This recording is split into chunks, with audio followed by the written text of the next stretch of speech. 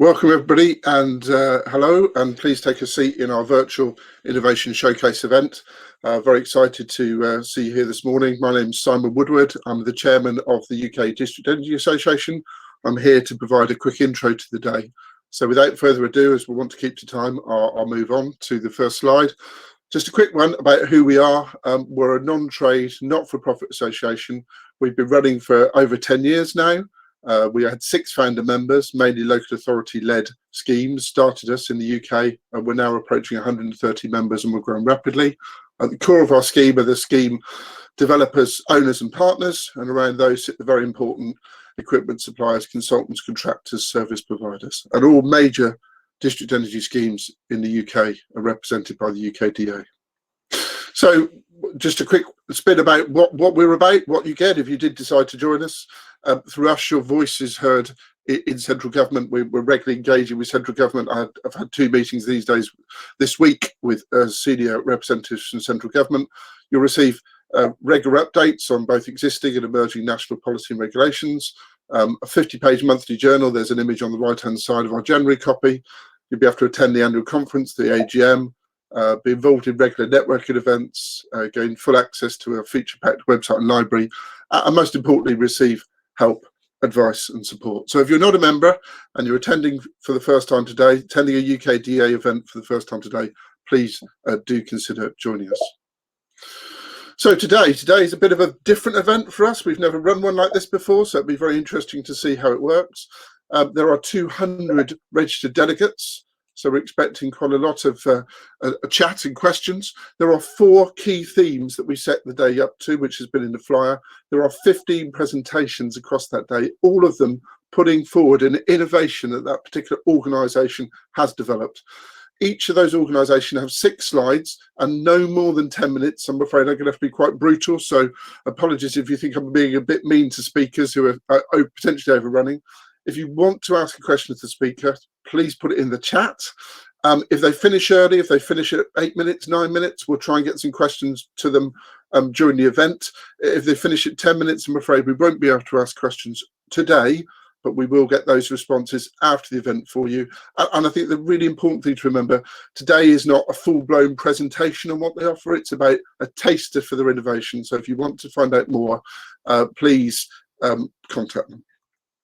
So without further ado, I would invite Neill Parry to come onto the stage, and that's enough for me, Simon Woodward, the chairman. So Tom, if you don't mind putting Neill's presentation up, that'd be fabulous, and I'll hand over to Neill. Thank you, Simon. Thank you to everyone who's come along this morning to have a look at this. I'm going to break precedent straight away, and rather than do 1 innovation, I'm going to try and do 2 and fit it in 10 minutes. So apologies if I go a bit fast, but I'm going to try and finish it with some questions space as well. So 2 things I want to look at. Instantaneous hot water generation from a HRU, which everyone knows about, but the innovative part is the electric boost that potentially you can have on the primary side of a HRU for when you're looking at really low temperature networks. And then I want to look at remote connection to HRUs, remote control of that HRU, setting of functions and so on, and then also seeing what performance is happening on the network. So I'm going to look at both of those things, hopefully. So the first one, the table on the left is just straight from CIBSE CP1. And what you can see on the right-hand side of that table is typical power demands, domestic hot water demands for a typical apartments shown on the left at different types. Now you can see the top right calculation from our SATK 32107. If you have a 55 degrees C primary flow going in, you've got 44 kilowatts of hot water instantaneously from the unit. Now that covers pretty much the majority of these, all except the 3-bathroom apartments where we're pretty close. But what happens if you start to lower that temperature? And here in the second calculation, we have 51 degrees C, so a lot lower. Now we're down to a 1 degree approach, not normally recommended, but you're down at a very low temperature, and you can see the output potential from the HRU drops to just 30 kilowatts. So we now miss some of the larger apartments here. So what do you do when you get to to that situation where you need a bit more output from the unit. You can't go below that 1 degree approach, of course, otherwise the plate heat exchanger just won't effectively work. So what do you do? Well, that's where we come in with this. This is an immersion cylinder. It's like a tube, if you like, which sits onto the primary feed into the HRU. Now, crucially, it is connected to the HRU, and the HRU controls it, and that is crucial. Because under normal circumstances, if the apartment has heating on or it's in standby, the immersion is doing nothing. It's just sitting there, dumb, if you like. Now, when a tenant turns on a hot tap or there's a hot water demand, the HRU recognizes that, of course, and immediately starts to open its control valves in the normal way, but it also energizes power to the coil. And that has the ability to lift the temperature of the primary water coming in by up to 10 degrees. And we size these to suit the project. So you can now have a primary flow or district flow that is below the temperature that you actually want on the hot water side. Because say if you're coming in at 45 degrees C, getting a really good COP from your heat pump, we can lift that to 55 instantaneously by the electrical energy into here. And then the HRU can produce your hot water at the right 50 degrees temperature with enough output. Now, crucially, two things. One is that this is controlled by the HRU. It's only energized when you have a domestic hot water demand. So your additional electrical load in the building is diversified in the same way as you would do with DS439 for your domestic load anyway. So the additional load is really very, very small, additional electrical load. So that's the first aspect. And the other very important point is we put this coil on the primary side or on the feed into the HRU. And the reason we do that is you maintain your delta T on your network. If you have this on the secondary, if you, i.e. put it on the outlet of the domestic hot water from the HRU, or you put it in a cylinder, if you like, and connect to a cylinder and store your domestic hot water, you will reduce your delta T on the primary side with all the negative connotations that has.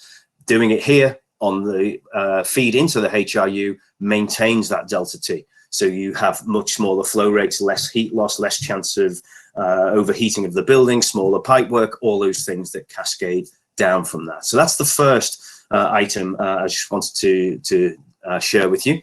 The second one is Modbus connection and control.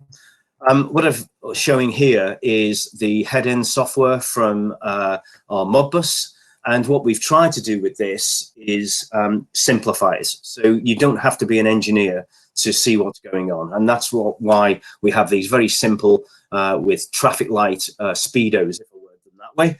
And what you can see here, this is just a snapshot of one particular apartment. You can see, we can see this would all be instantaneous live data from your project. And you could have 100 HRUs, 300 HRUs, doesn't matter, all connected. But this is looking here as an individual HRU. You'd access on the menus on the left-hand side all the system data, so you know the energy data for billing, but you'd also see things like what's happening in the plant room and so on. But what you can see here is a flow temperature, you know, roughly 66, 67 degrees, return temperature on your network as well, then the delta T summarized, and then here differential pressure. You have fault coding at the top, so if there's a fault on the HRU, it'll come up and tell you, give you a warning, and that can be linked to alarms that are automatically sent out either via an email or via text message for somebody to actually do something about it. And the parameters for those alarms can be set, so you can tailor them to suit what you want to do on your project. Then it tells you a little bit here about what the HRU is doing, what mode it's in. If it's in here, it's green, showing heating and domestic hot water, but you could have hot water only or standby. And then you have some of the more advanced features that we have on our SAT-K range, where you have return temperature limitation, you can have weather compensation, pasteurization included. There's all kinds of things. Primary flow rate limitation is a real good one, but it'll tell you what mode that's in. And then here in the graph in the center is historic data that goes back as long as the system's been running. And you can go back, you can see what's happening to the delta T. You can graph many things on here. Anything that's being read by the Modbus, which is up to 250 bits of data. You can see it, you can just pull them out and put them into the graph and graph them and see. So whichever parameters you want to view, whatever you think is important to you, you can show on this graph and see what's happened. And then you can simply zoom in, and then it's averaged out or shown in the table here what the maximum, minimum and average values are, and so on. The final bit on this screen here are some of the things that you can set. So you can see the top one just says domestic hot water temperature. It's currently set there at 50, but if you wanted to change that, you simply go in there, change it, and it will actually update that to the HRU. In doing so, you can, for instance, change any of the settings that you can do in front of the HRU, you can do remotely on this software. So you can activate all those advanced features or change them or modify them. You can put preheat on, you can turn it off, you can time it, you can do whatever you wish.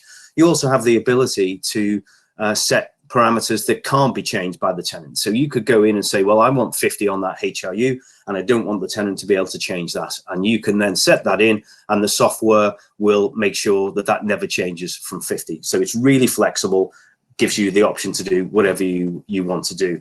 We can also include bulk meters from the plant room into this. We can include temperature sensors on the network, differential pressure sensors on the network, anything that has a feed from it, we can actually take into the software and display it graphically in this way. And it's very easy to tailor it to suit what you want. In Subsea CP1 that came out, the 2020 version, it talks about being able to vary the primary flow temperature, be it seasonally or external air temperature, so weather compensation. And it also talks about accessing the HRU settings remotely. So with the Modbus, you can do both of these things.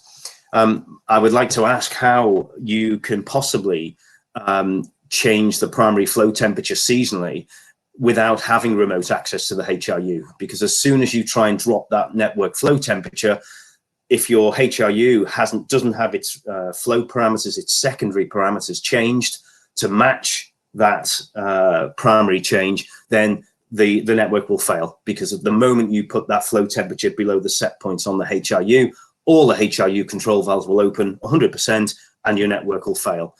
So you would have to go to every HRU and you'd have to adjust it prior to you making any change in that temperature in the plant room. Well, with Modbus, you can instantly change the HRUs, all of them in the building, very, very quickly. You can even set it up in the software so that the HRU will do that automatically. So you can say, for instance, I want to keep an approach temperature of 5 degrees, and the HRU will do that. And the moment the flow temperature from the energy center drops down because of changes in external air temperature, the weather compensation, the HRU will automatically drop its flow temperatures going out on the secondary to keep the stable 5-degree approach. So that's really the way you can achieve everything that's in CP1 2020.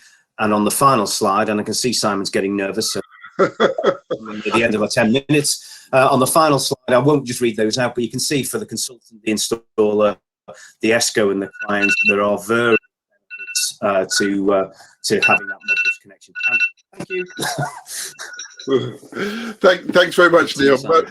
Much appreciated, and apologies for that, but I was quite clear on keeping the time. So thanks very much indeed, Neill. There were questions for you in the chat, but we'll come on to those afterwards. Tom, could we please drop Neill's presentation off, and could we please bring Adam's up from SWEP? So Adam will be talking to us about two-stage SWEP heat exchangers for improved efficiency at Wembley Park. So Adam, hopefully you're there, and I will ask you to join the stage. So thanks very much indeed, Adam. Over to you. Thanks, Simon, and thanks, Neill. I'm still smiling after the alarm going off, so hopefully I can make it on time. Yeah, morning everyone. So my name's Adam Raymond. I'm the regional sales manager for the UK Northern Ireland at SWEP, and today is just going to give you a really short and sweet introduction to the two-stage system, or the two-stage concept, for improving district heating network efficiency. The key innovation with the two-stage system is the combining of the space heating return and the primary flow to heat the domestic hot water. So we're going to look at the traditional way of doing it and then the two-stage way, so you can understand the differences. The application is quite specific. It's centralized domestic hot water production. So we are talking substations here rather than individual HIUs. So it would be one substation, perhaps it's serving multiple floors or one floor, but this is the application. And the benefits are, compared with a parallel system, we get much lower primary return temperatures, which is really the kind of holy grail at the moment with heat networks. Constant drive for efficiency, benefiting the end users as well as the system operators. So we're going to look at that in a little bit more detail. So this is what you might call a traditional parallel system. Typical setup. It could be this is also the same for a HIU, but let's say in a substation example, we've got one heat exchanger for the space heating, and then there's the other one on the right hand side for the domestic hot water. This is still a good solution for the hot water production. We've got the primary flow entering in. You can see in the top left hand side of the heat exchanger. That then transfers its heat as it flows down to the cold water that's coming in on the bottom right and then going up. So again, a perfectly good and acceptable solution in a district heating scheme, and used quite commonly in HIUs and also in substation systems as well. With a two-stage system, this is where it gets slightly more complex, so I'll try and go slowly to explain the details. So in the bottom right-hand side is what we call the first stage heat exchanger. And I must put this out at the start, that the two heat exchangers that are circled here, that they're shown separately only for clarity of understanding. It's actually in one heat exchanger, which is another quite nice innovation. You're not having to have multiple heat exchangers on one substation skid. So the first stage, the bottom right heat exchanger, this is what we call the preheater. So cold water's coming in on the bottom right of the heat exchanger, and it's being preheated by the space heating return. You can see that coming in off the heat exchanger at the top left. It's getting a preheat sort of stage as it's going through. It then goes into the second stage heat exchanger, which is what we call the afterheater.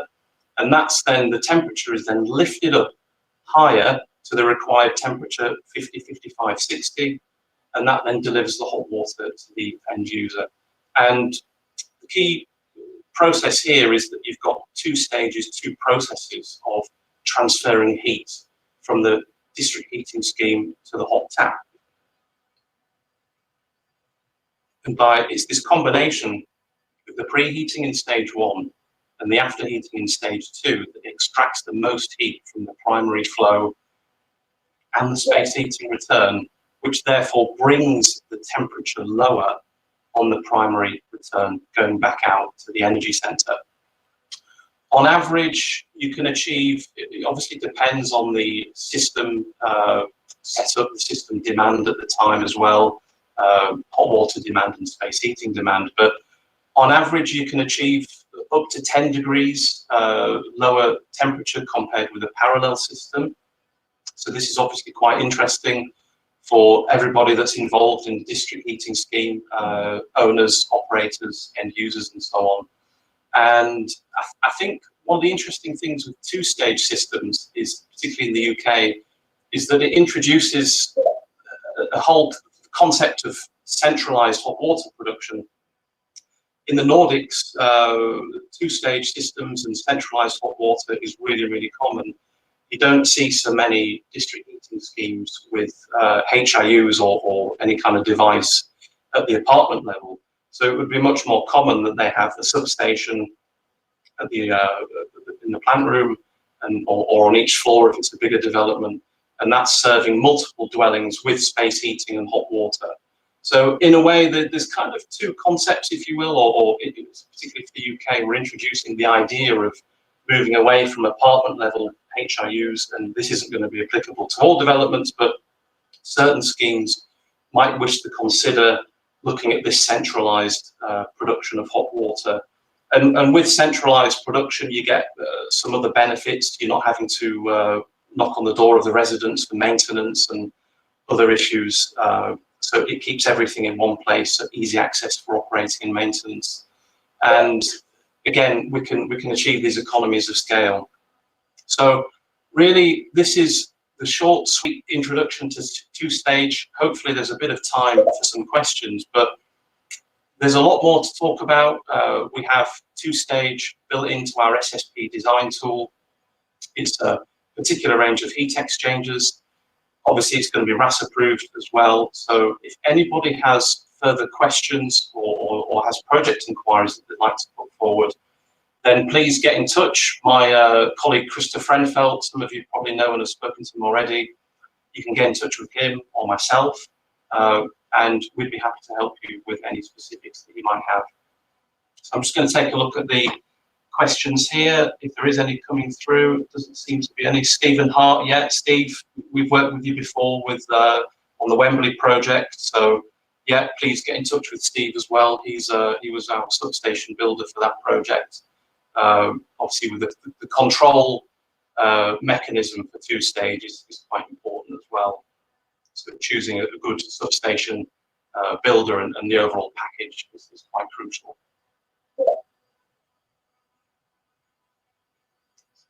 All coming through.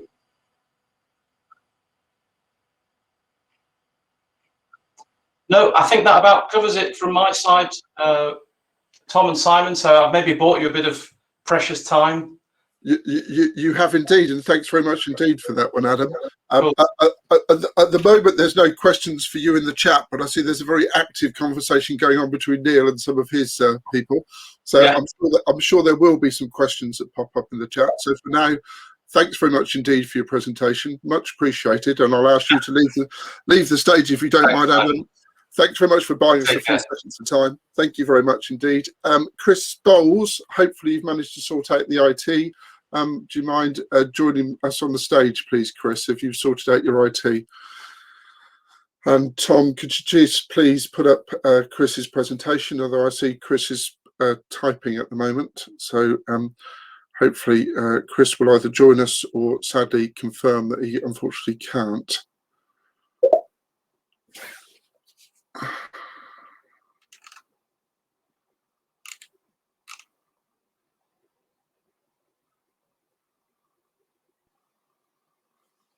So we're just waiting for Chris to join us. I think Chris is having just a few IT problems, which if Chris can't sort, unfortunately we'll have to move on to Douglas Norton. So Douglas, if you can be waiting in the rings, ready to go on, that would really be appreciated.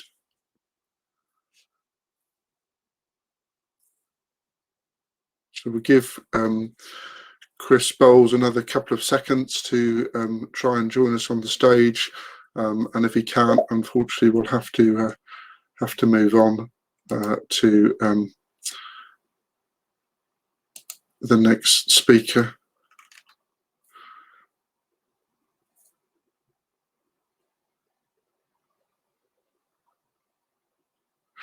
Okay, so sorry, Chris, we'll have to let your slot go.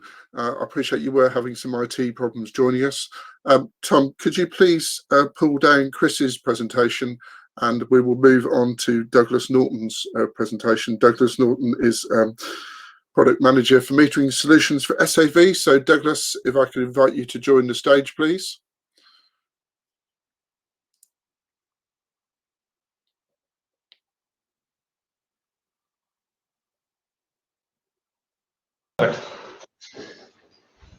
Lovely, thanks. Sorry for accelerating your talk, Douglas, but unfortunately Chris was having a few IT problems there. If we pick Chris up later, we'll ask him to rejoin near the end. So I'll press start and away you go, and I'll leave you to it, Douglas. Thanks very much indeed. Thank you. Good morning and welcome to the SAV presentation for the ultrasonic metering station, or UMS. What we're finding in the industry at the moment as we move towards net zero is that we're trying to implement new designs, new technology, and new processes in order to achieve net zero. What most of these are sort of amalgamating to, what they're all sort of joining up to, is talking about return temperature. Ensuring we have a low return temperature means that we can improve our efficiencies via lower heat losses, improve our efficiencies via being able to utilize better technologies in the energy center. And as such, we can sort of reduce costs and improve our systems. Once the design's been done, we then start looking at how do we actually get that performance? And this is where the performance gap has come in. No matter how well we design it, we need to make sure we commission and verify.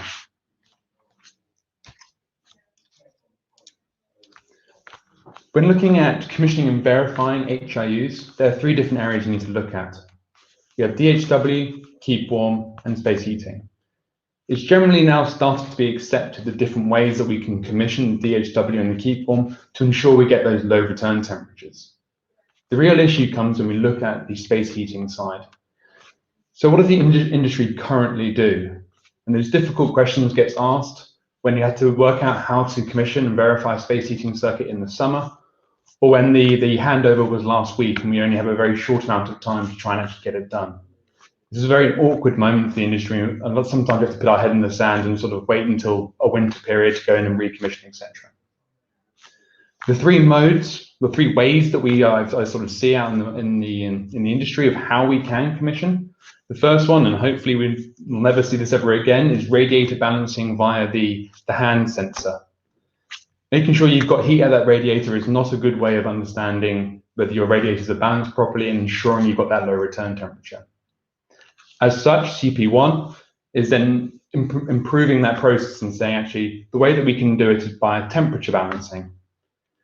The temperature balancing, you have these external clamp-on temperature probes, and you can then join them onto the pipework either at the radiators, at the HIU, and you can see those flow and return temperatures, and you can try and balance your radiator system to that. The difficulty we have here is it takes a long time, you have to wait for it to stabilize, and then also you get into the issues of what happens in summer when the room temperatures are too hot and you cannot get that design criteria and that low return temperature to verify it's been set up and commissioned properly. CP1 does recognize this and say, actually, there are some flaws to temperature balancing, so the way that we can do it is via flow rate. But without that sort of visibility into actually seeing flow rate, the best we can do is trying to do it via calculation. So looking at the primary side of the heat exchanger, you can look at your flow rate and your delta T, and using this equation along with those temperature clamps, you can now do a flow rate calculation for that secondary side. I have tried doing this, and sort of when you're looking at these very low flow rates that you're looking for radiator circuits, so that accuracy is very hard to get a pinpoint right down what actually we're trying to measure. So what's the right solution? CP1's onto it, but they're saying that you should be looking to commission to flow rates. And this is what we can do with a direct unit. So on a direct unit, you have a direct connection from the heat network into the space heating circuit.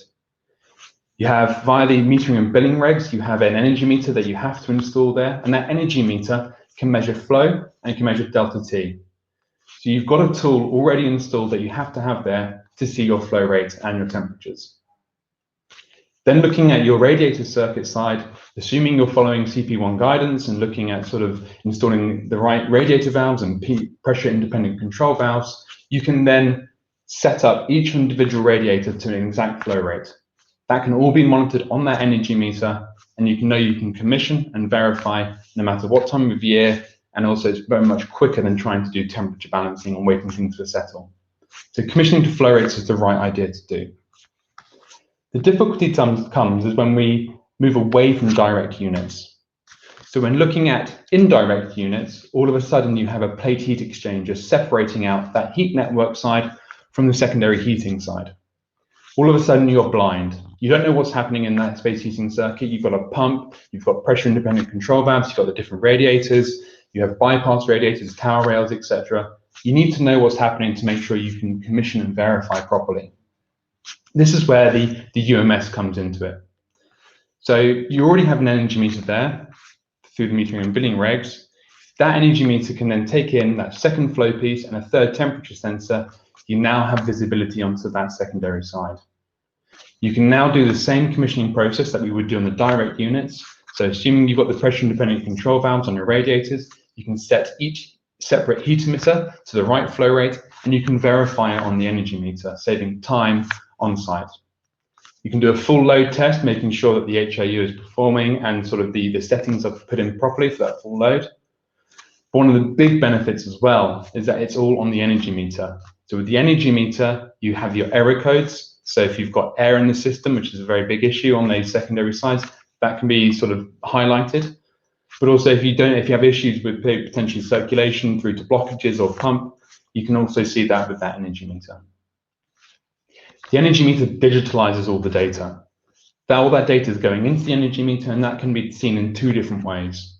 You can have it extracted out through the AMR system, through an MBUS network and through the MBUS datagram, or you can see it on the energy meter screen, sort of you know what's happening there, and it's stored internally in the internal data log of that energy meter.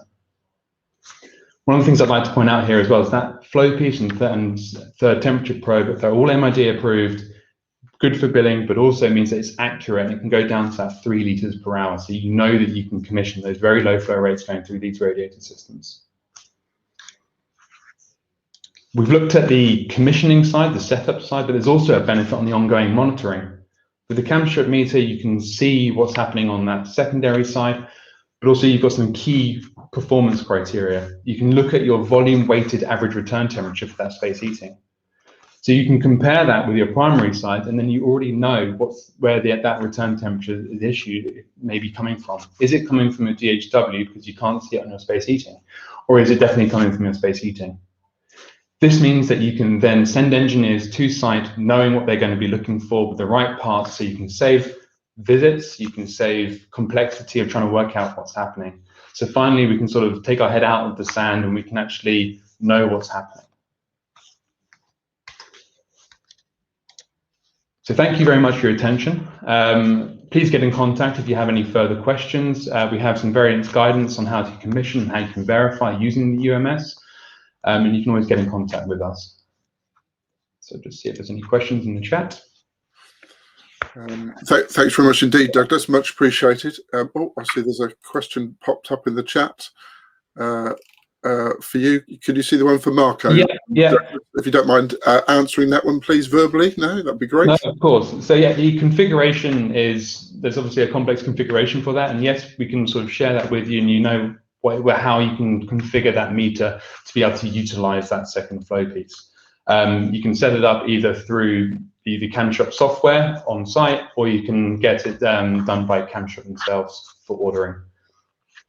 Brilliant. Okay, brilliant. Well, thanks very much indeed, Douglas. I think we're done with questions for yourselves. The other ones in the chat were for Neill. Oh, here we go. Is the data visible via MBUS though? Yes, it is. Assuming that you have the right datagram set up, and again, that we've got a datagram configuration to make sure it does come out on the MBUS network, we can get that through the MBUS. Any sort of open protocol system should be able to read that data.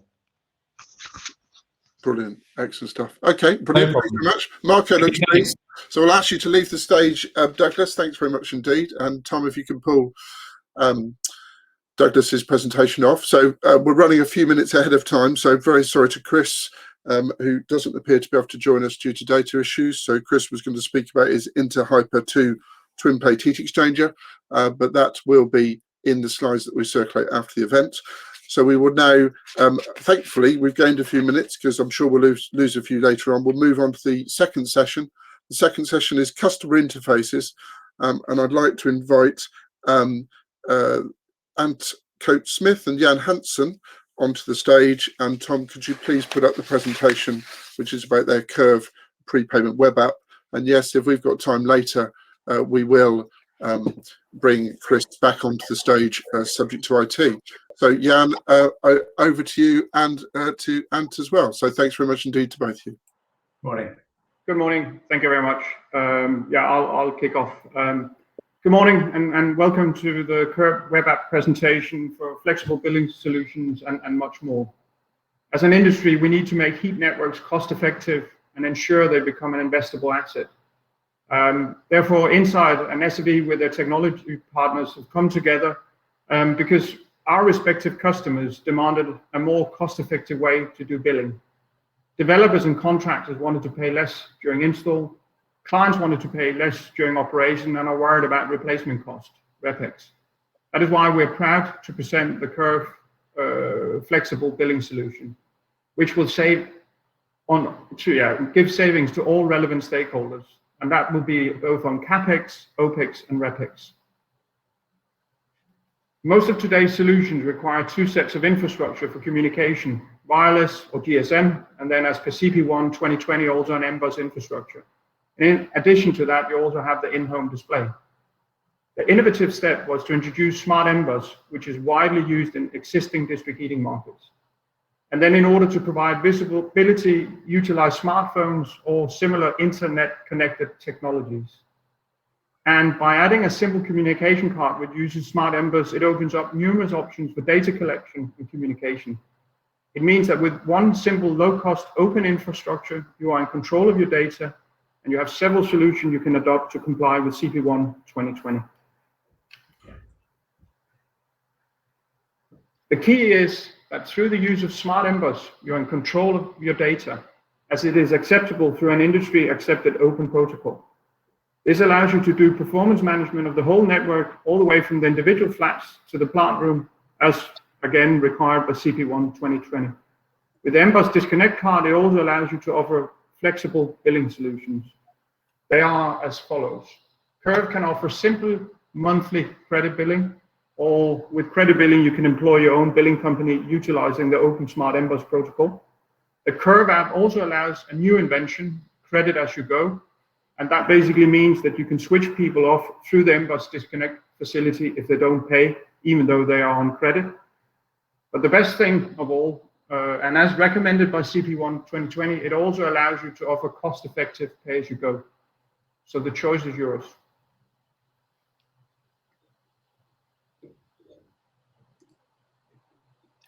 Thanks, Jan. Thank you. So, as Jan explained, removing unnecessary metering infrastructure has been central to Curve reducing heat network costs. Curve has evolved the existing simple wired M-Bus infrastructure to be next generation smart. To ensure that clients and residents saw no detriment to service, we developed the Curve web app and CAMP, the back office management platform which supports it.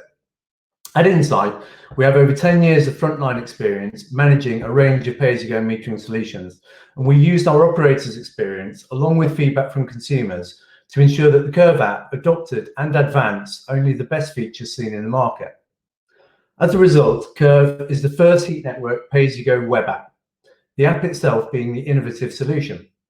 It doesn't link to any other piece of additional pay-as-you-go infrastructure in the home, which you have to buy, install, operate, and replace. Curve is a low-cost, flexible solution, which includes everything a landlord, social or private, would expect it to have. But Curve does not tie heat suppliers into long and expensive fixed infrastructure and service contracts.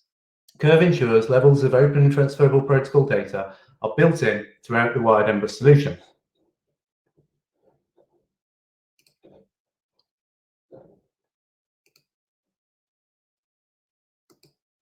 So, digitalising the administration of heat billing has also delivered fully automated digital consumer journeys, which are quick, effective, traceable, and they reduce environmental impact. In developing Curve, research showed that self-service options are the preferred contact method for most consumers. So we ensured that Curve Self-Serve was designed to be quick, easy, and have a nice feel to the end user. As seen in some of the metrics here, Self-Serve can evidence some of the tangible benefits.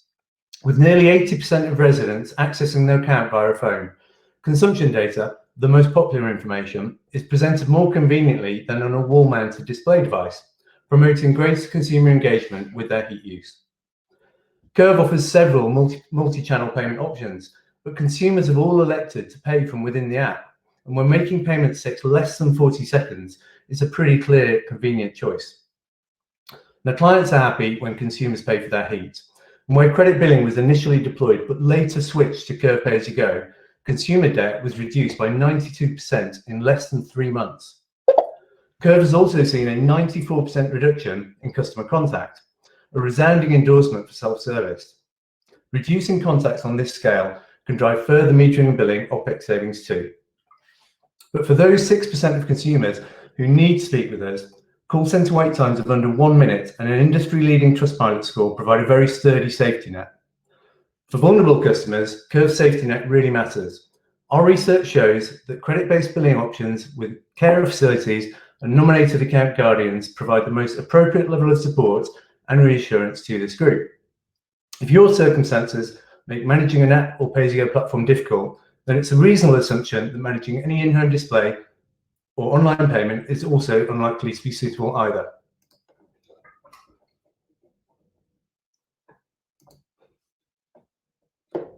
Sorry, next slide. So at Curve, we set out to reduce costs of heat networks, reducing costs by taking out cost of metering, billing, prepayment, and data analytics. And Curve has delivered. With no install costs, CapEx costs are down by 60%. With SaaS fees decreased by 50%, OpEx reduces by 20%, meaning lower customer charges for heat. With no additional pay-as-you-go hardware installed, no RepEx is required for up to 20 years, reducing RepEx by 100%. And all of this achieved whilst delivering a flexible billing solution with improved customer service. Thank you.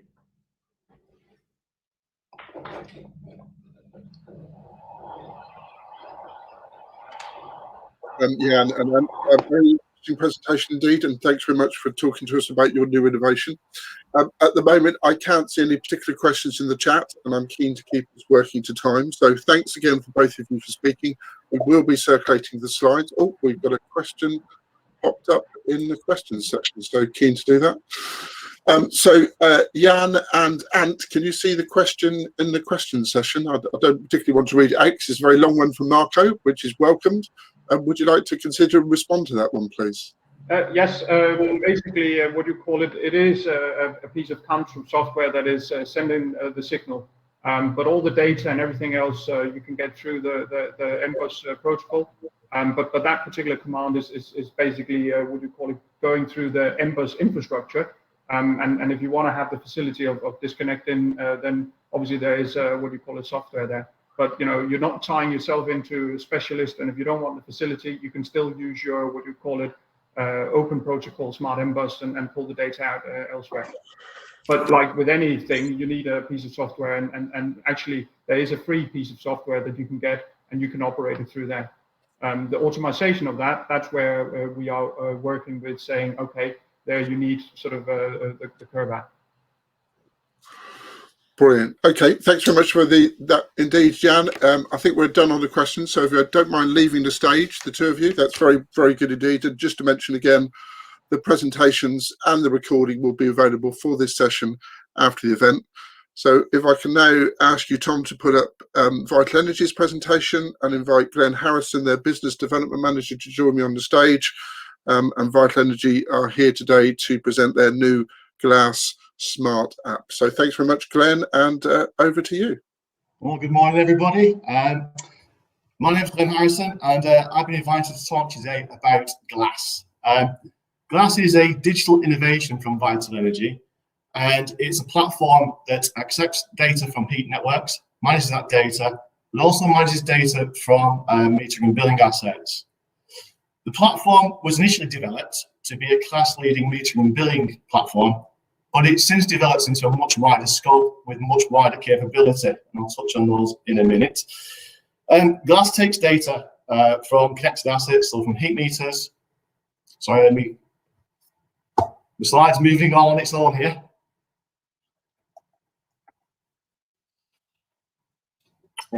Glass takes data from connected assets, so from heat meters, so from pay-as-you-go devices, and from compatible HIUs. The platform has been developed to integrate with the vast majority of smart meters deployed on UK heat networks, and also from the other prepaid platforms. The principal aim is to have one consolidated data platform to manage all of the meter portfolios. A key principle behind Glass is that the operator has choice and flexibility and freedom of the hardware choices they want to make. It also means that the customers aren't locked into a particular solution by the hardware that's already installed or specified. Glass has been developed from our own experience of managing heat networks for over 30 years, but we've also taken an awful lot of counsel from leading UK heat network operators in the public sector. That feedback has helped shape the look, feel, and the capabilities that are built into Glass. And we soft launched the platform about 12 months ago. So we now have over 12,000 users which are available to use Glass. We have 73 different developments on the platform with over 34 separate operators. So the platform is live and operational. The Glass platform has at its core a comprehensive meter and billing platform with access for both the end user and the operator through separate front ends, and these are entirely separate. The platform is accessed either via web portal or through smart device applications. For the end user, and I like the term that the guys used at Curve, it's a self-serve system. So you get full account visibility, but you also get options to communicate with the Vital Energy customer service function as well. You can view your balance, check usage, view historic consumption, and you can also review your forecasted consumption. So the app can look at the credit you might have on your account. It can look at the prevailing weather conditions local to your installation, and it can tell you how long that cash on the meter will last, given the prevailing weather conditions. So it helps you budget and decide what you need to do next with your metering, also with your account. The platform also introduces flexible payment options. So you can set up scheduled payments through direct debit links. You can also make ad hoc payments through web vend processes, as you would if you're buying anything else over the internet. But if you also want to use pay points and use cash, you can do that as well.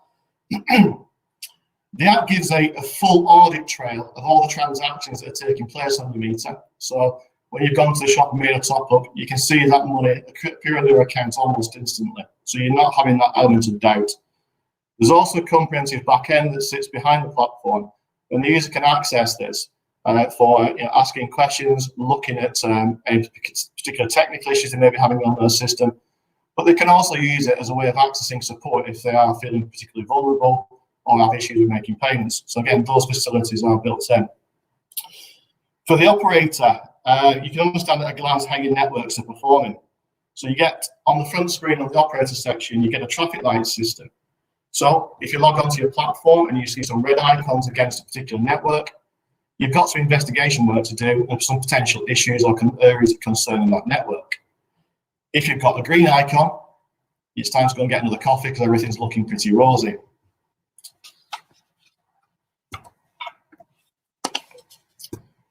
So performance on the network can be viewed as either financial or operational. So the computer monitor which is shown on the slide there shows our site performance tab. On the site performance tab, you get a quick glance of what energy is being consumed in that particular network or that particular installation.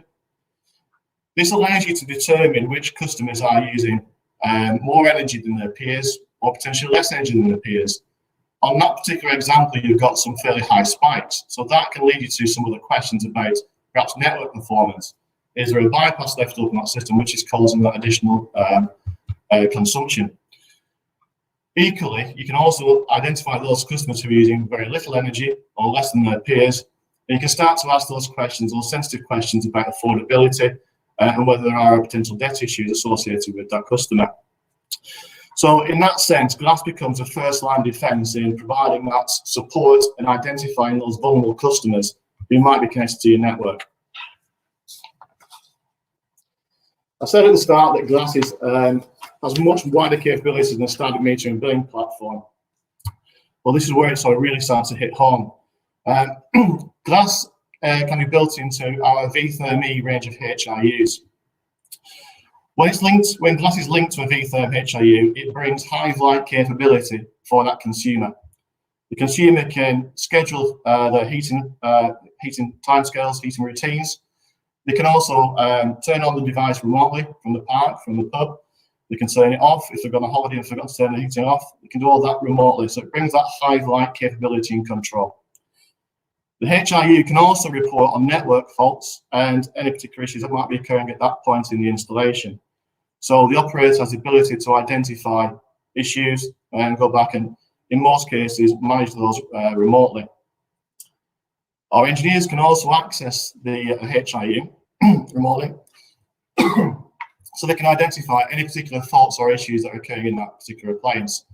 This means that should they need to attend site to repair or make a fix to that equipment, they can go there with full knowledge of the issue, with all the parts in place, which means that any service visit is resolved first time, so it reduces the disruption to consumer and reduces the disruption to the operator, but it also enhances the lifespan of the unit. When you've got glass built into your HIU, you have a two-way communication module built into the system. This means you don't need to have an endless network.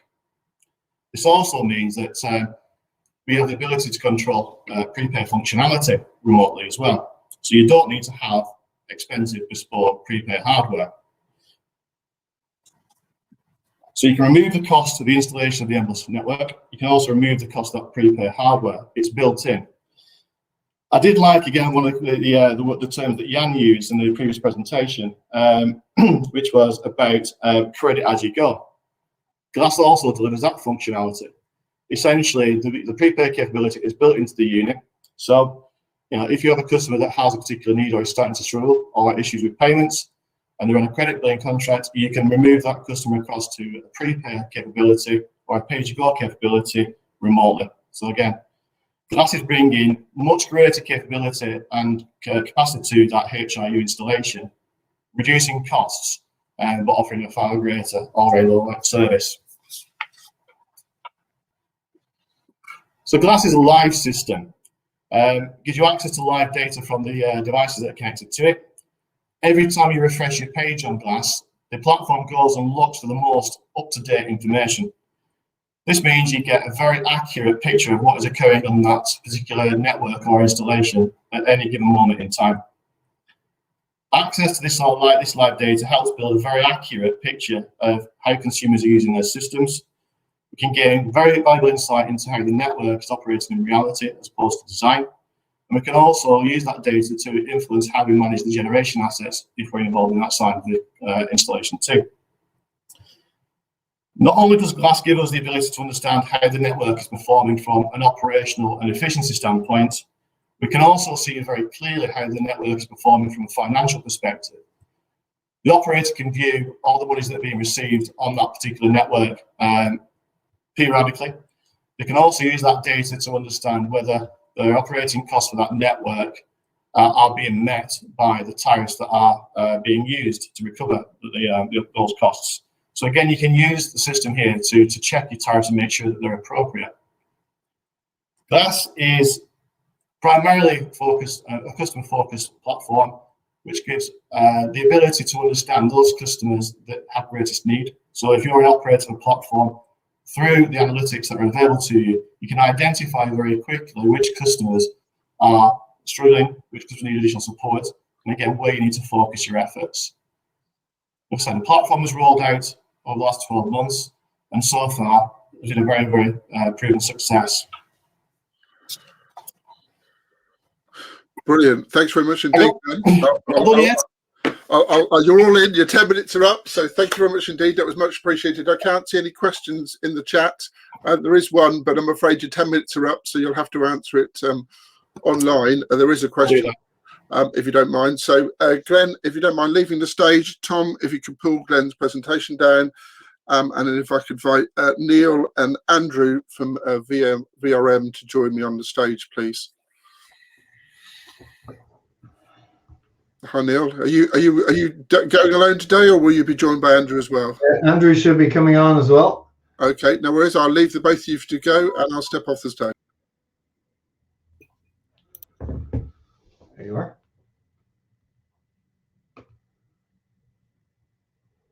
Hello everybody, good morning, and thanks for having us, guys. We just wanted to give you a brief introduction to our management offering for performance and compliance for your heat networks. For the last 4 years, we've been supplying heat network monitoring software into local authorities. And one of the things that the learnings from it was, while we were producing huge amounts of information about issues, problems, potential savings, very few clients had the ability to look into that information on a daily basis and make the best use out of it.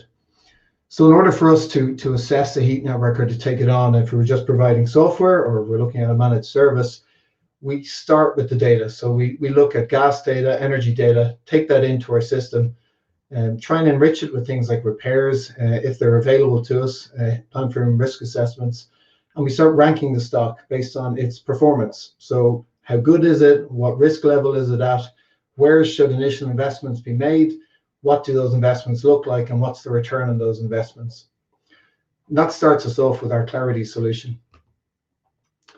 What we then do is, with each client is obviously different based on the performance and the quality of their networks.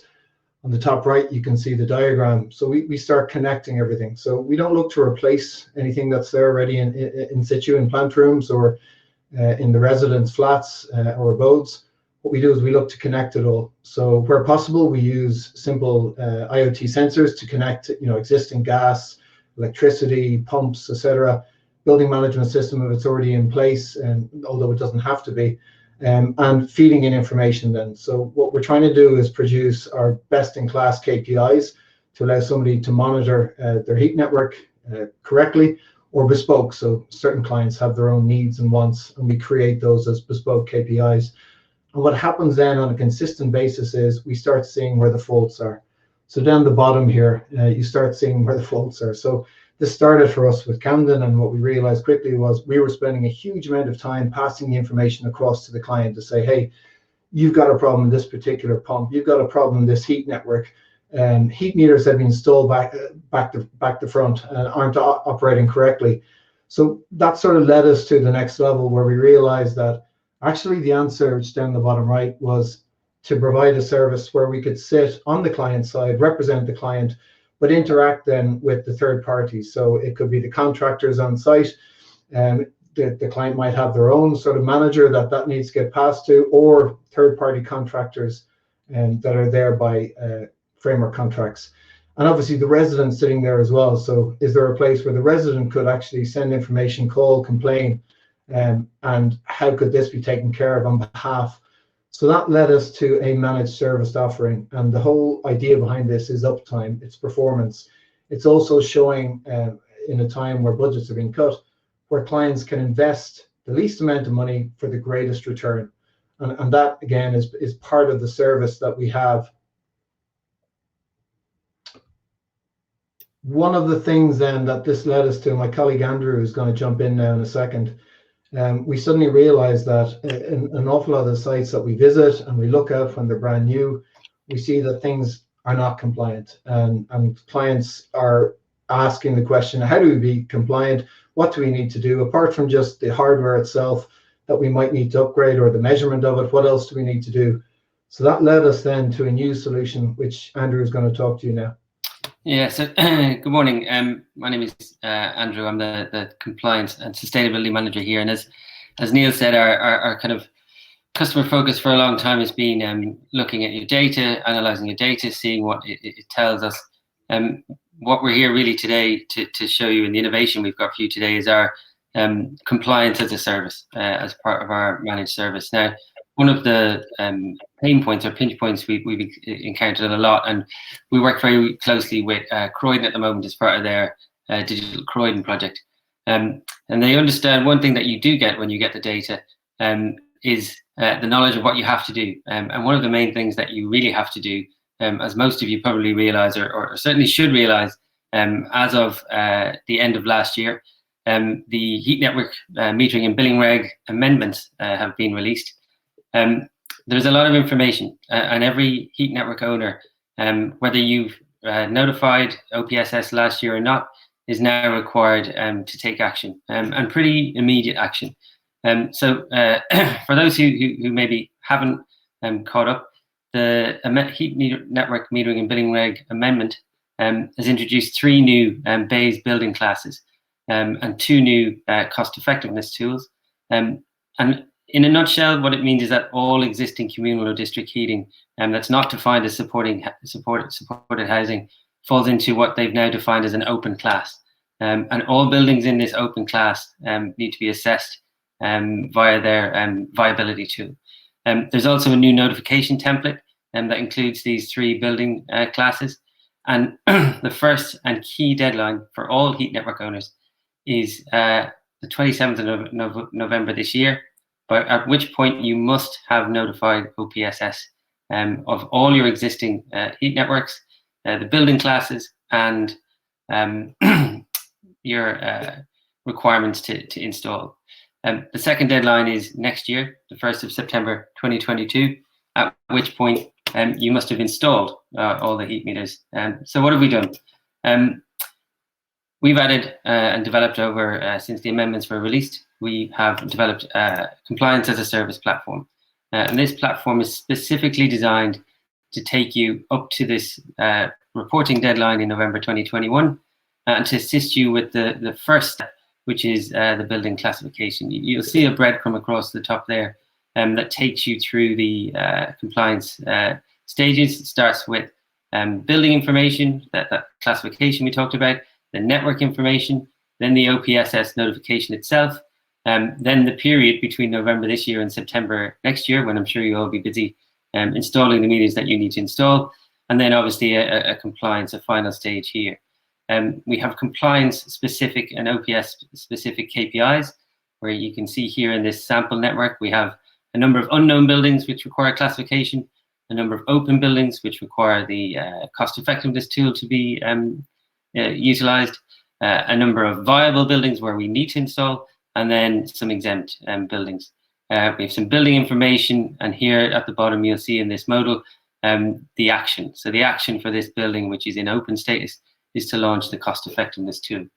The cost-effectiveness tool, there are two versions, as some of you know: a reduced input where you have your metering costs, and a full input where you may not have that information. What we've done here at VRM is integrated both of the cost-effectiveness tools and the notification template and the building classification within our cloud-based software. We've built some alerts to signpost you way towards the first deadline in November. We have dynamic tools to help you with your building classification. And as I said, we've embedded the reduced and the full input cost-effectiveness tool within the platform. On the right of that slide, you'll see the various pages from the cost-effectiveness tool. We've put this together as a combined tool, and we can take the network through the reduced or the full, depending on the data that we have. One of the advantages, I think, for you or for us is that this data is not collated and then submitted to the OPSS and then lost. It's kept with us. You can start your any of these tools, walk away, come back, obviously, as you get the information and submit that. So we are here to help. We're here to help you collate that data, to access that data, and to retrieve that data to make your next notification deadline and responsibilities a bit easier. So that's us. I'm not sure if we have time for questions or if Neill wants to add anything on that. That's our compliance as a service innovation. Thanks very much indeed. Andrew, Neill, was there anything else you wanted to cover? You had about 30 seconds left. We haven't seen any questions to date. People have been posting them after people have left the stage, so please do keep an eye on the question session on the right-hand side. I'll give a few seconds just for people to ask questions. No, I haven't seen any pop up. So Andrew, Neill, thanks very much indeed for a very interesting presentation on your new tool, which sounds very exciting. So if I can ask you to leave the stage, and Tom, can we just check, is Chris Bowles, has he got his IT to work? Can we invite Chris to rejoin the stage? If not, we'll have to move on to session 3. Hi there, can you hear me okay? Yeah, can hear you good, Chris. No video, but no worries. I'll leave the stage, and so over to you. So Chris Bowles from Inter, who was going to speak earlier, but we slotted him in now. Thanks very much. That's great. Thank you so much. And apologies once again for earlier today. Good morning, everyone. Thank you for listening in today. Again, my name is Chris Bowles, and I'm from Intertech. And today I'll be highlighting a particular section in the CP1. And what I've shown here says what the best practice is to allow remote access in HRU settings, and to have a solution for this, which is our centralized management package. So with this business plan, you can see the Interhyper 2 HRU already comes with Modbus communications inside the unit. With a Modbus register, should it be connected to a BMS system, we have iPulse, which is our own way of reading the information from the HRU.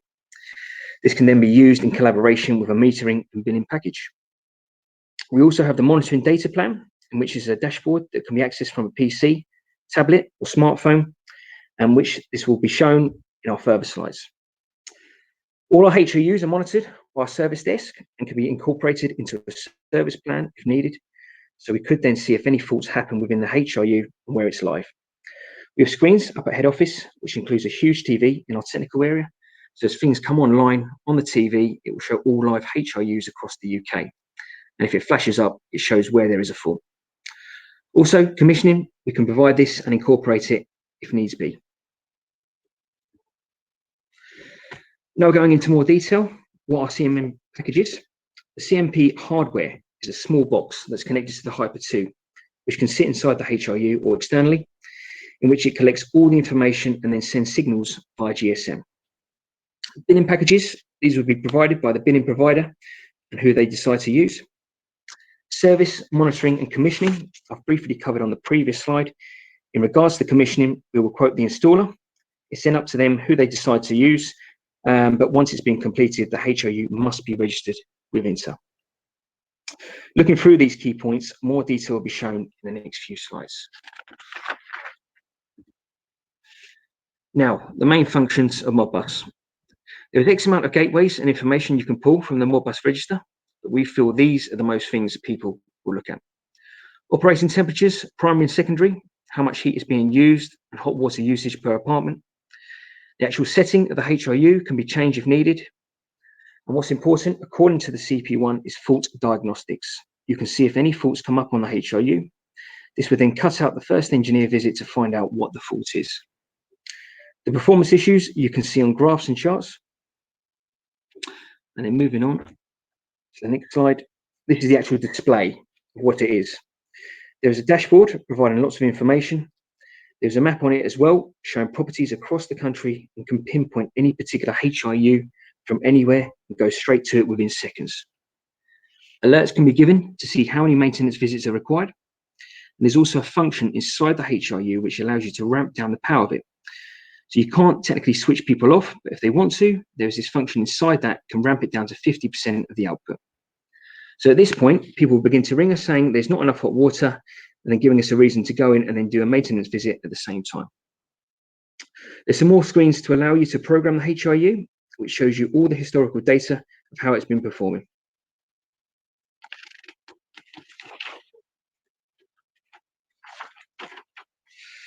More slides of what dashboards you'll be able to see. So looking at this, even though we haven't got them across the world, I've told the big chief at INTA, I've got a site visit booked in at Dubai, so I'm looking forward to a few days holiday abroad, courtesy of INTA. Yeah, I'm still waiting to see if this is going to be approved. And then moving on, our last slide, this shows you what each apartment is and what kind of status it's at. It gives you an overall picture of how our HRU is performing and what the primary and secondary sides are doing. The dashboard shows all these different functions. It shows what level of information people can see, all alerts, fault codes, what you want reporting, entire network, how it's designed, and who is actually using the equipment. All this data can be exported onto Excel for any management team reporting to show everything is all right. So the example here, apartment 48, there is a fault. So if you were to then click on that, it tells you exactly what the fault is and also tells you what recommended part that you need.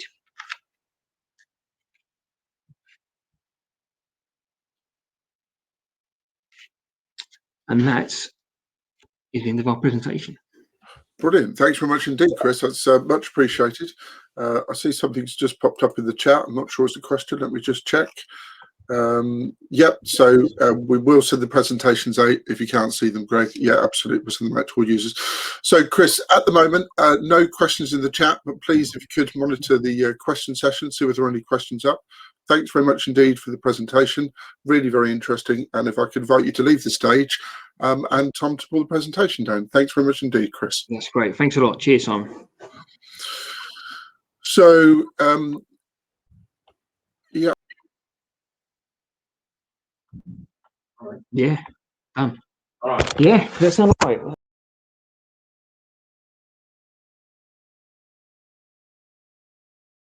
Excellent stuff. Thanks very much indeed. So, Tom, if you don't mind, please putting up the Aquatherm presentation. That would be appreciated.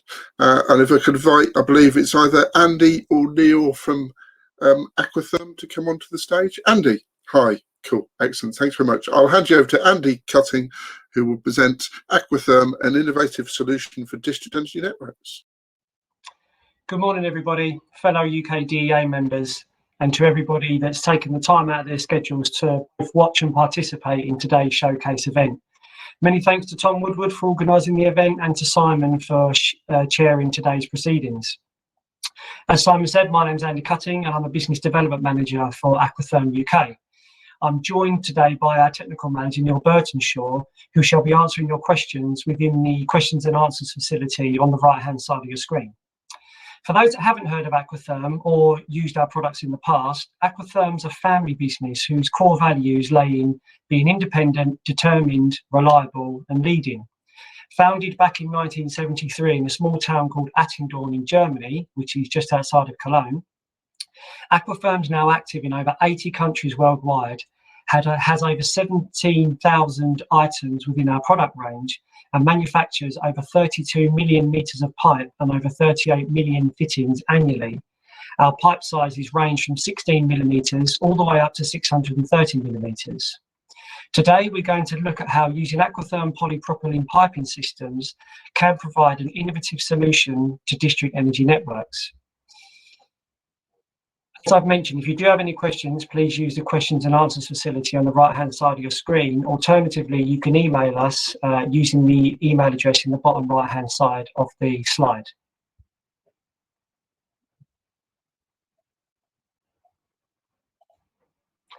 Aquatherm and innovation.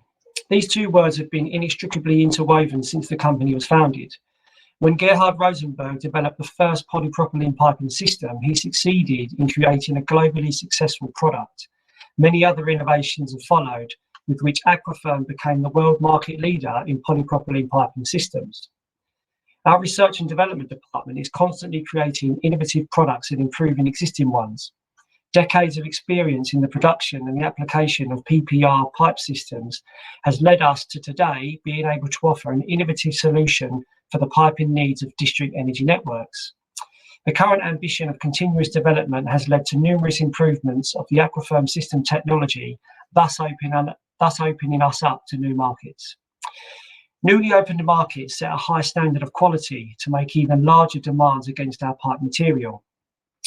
Various fields of application require the greatest possible independence of the material to be processed, and raw materials with new properties are required.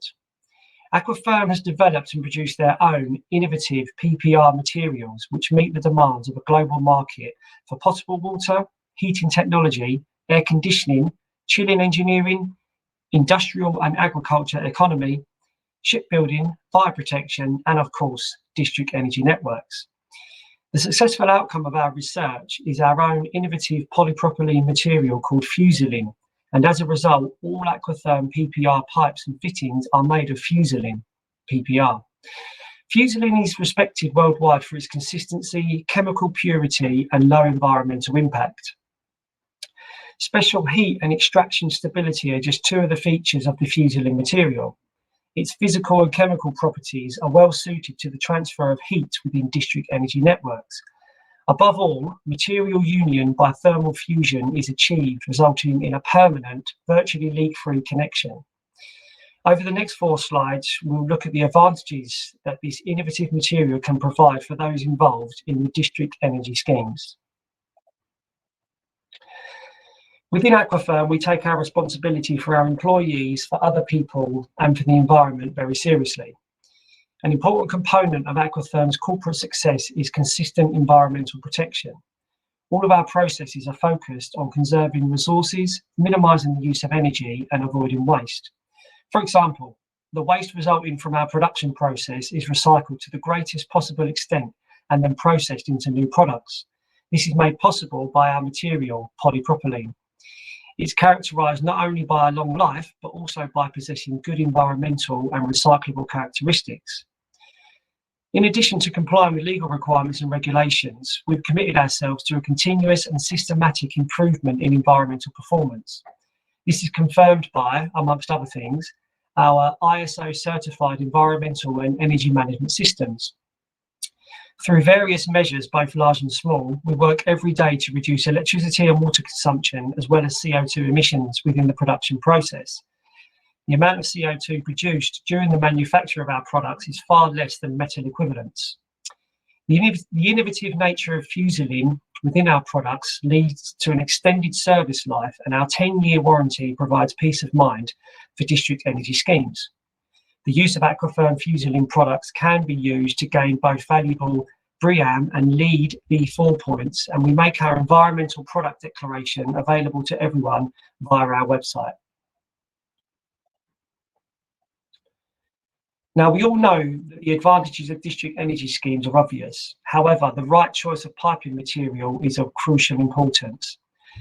With Aquafirm's innovative TI range, TI meaning thermally insulated, you get a pre-insulated pipe system for underground installation, which is ideally suited to transport heating and cooling water safely and efficiently over long distances. The medium pipe, made of either Aquafirm blue pipe or Aquafirm green pipe, is insulated with PUR rigid foam and enclosed in a jacket made of polyethylene to protect it from damage by the surrounding soil. Only fibre composite pipes are used as the medium pipe, which, due to their low linear expansion, are ideal for laying underground. All Aquafirm pipes are made of the corrosion-resistant material fuselling PPR, which is characterised, amongst other things, by very good weldability and a high inherent insulation value, and the low weight makes it easy and safe to install on site. You'll see the impressive welding times within the table on the slide, which are significantly lower compared to the welding times of equivalent materials. The innovative nature of the fuselling within Aquafirm pipes ensures flexibility to navigate around existing services, which can lead to additional time savings during the installation process. In addition, expansion provisions such as expansion loops and foam pads are not required with Aquafirm pipes due to the low expansion force of polypropylene. This enables the pipe system to absorb expansion forces when buried without detrimental effects on the service life of the pipework. This leads to a saving of material cost, the cost of civils, and reduces the disruption to residents and businesses, which can be caused when roads and pavements are closed. Aquafirm pipes and fittings are connected by heat fusion. The plastic melts into a homogeneous cohesive unit. Double the material thickness at the connection point means double safety at the otherwise critical point of a pipeline system. With innovative fusion technology from Aquafirm, you can quickly create a permanently tight connection. Unlike the image of the pipework at the top centre of your screen, the thermal conductivity of fuselling PPR is 0.15 watts per metre Kelvin, and this offers a significantly higher degree of self-insulation compared to equivalent materials, leading to lower heat loss. The innovative fuselling within Aquafirm pipes is made from a chemically inert material, which ensures the pipe is anti-corrosive, so you won't be seeing pipework images like the one on your screen. And as Aquafirm pipes are non-transparent, there is no risk of algae formation within the pipework. When using metal pipes, velocity restrictions are necessary to avoid erosion, corrosion, water noise, and damage by a water hammer. Due to the natural noise attenuation of Aquafirm pipe and the natural ability of the pipe to absorb the forces of water hammer, as well as the full bore diameter of the fittings, we can increase the velocities of the flow in Aquafirm pipe systems without compromising the ability of the pipe to prevent noise generation and water hammer. Aquafirm has published pressure loss and velocity tables to around 4.6 metres per second. However, Aquafirm has allowed engineers to design as high as 6.1 metres per second, depending on the system. The innovative fuselling within the polypropylene pipes of Aquafirm has ensured a solution to district energy schemes around the world. The advantages mentioned within our short presentation now provide an innovative choice for district energy schemes and offer an alternative against traditional piping materials. As Balfour Beatty have said in their testimonial, using Aquafirm has allowed them to build on their culture of innovation, and moving forward, I hope we can assist the viewers of this presentation and fellow members of the UKDEA in doing the same. That brings us to the end of our presentation. I'd like to thank you for listening, and I hope we've provided an insight into the innovative nature of Aquafirm pipes giving you an alternative solution for your district energy piping requirements. Brilliant. Thanks very much, Andy. You've almost perfectly timed it to 10 minutes exactly. So thanks very much indeed. I can't see any questions at the moment for yourselves, but they may appear afterwards. There's one already popped up in there, so I'll leave yourselves to answer that offline if you don't mind, please. Yeah, no problem at all. I ask you to exit the stage, and Tom, if we can pull Andy's presentation down, and we can put up the one from Vex Oiway and Maria Kalli, who will talk about new technologies for leak detection and a case study in Espoo in Finland. So Maria, I hope you're there and invite you to join the stage, please.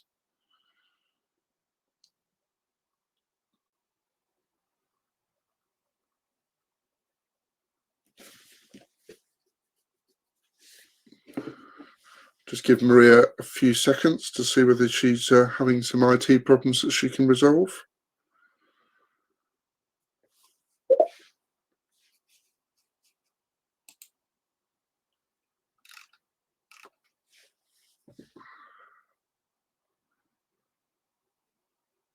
Okay.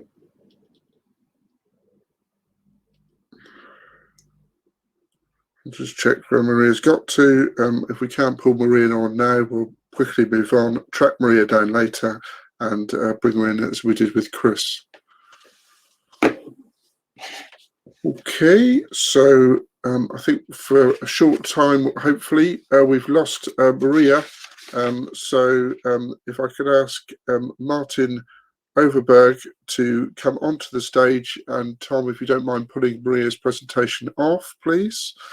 So Martin, hopefully you're there and you can join us. Thanks very much indeed, Martin. And Tom, if you can put up Fraser's presentation. Excellent, thanks very much indeed. Okay, so thanks very much for stepping up, Martin, and I will pass the stage over to you. Thanks very much.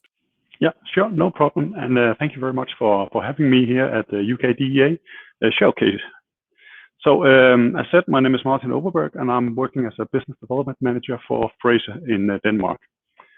Just to make it short, Fraser is a family-owned business, and we've been around for more than 75 years, producing high-quality products for especially the HVAC industry, but also for district energy purposes. My background for being here is I've also worked as an operations manager for a local district energy company, where we both had the production and distribution networks, and we distributed more than 300,000 megawatt hours per year. So I have a little bit of experience of running district energy systems. Well, let's look into what Fraser can offer to the district energy. First of all, we have our pre-insulated valve system for underground installations. We know we have a very, very good quality product here, and we have class-leading kV values on our pre-insulated ball valve, which of course leads to the lowest possible pressure loss throughout the system. Pressure losses that can be quite significant if you are running your systems to the limit. Then we produce valve system cabinets and covers as well for valve pits.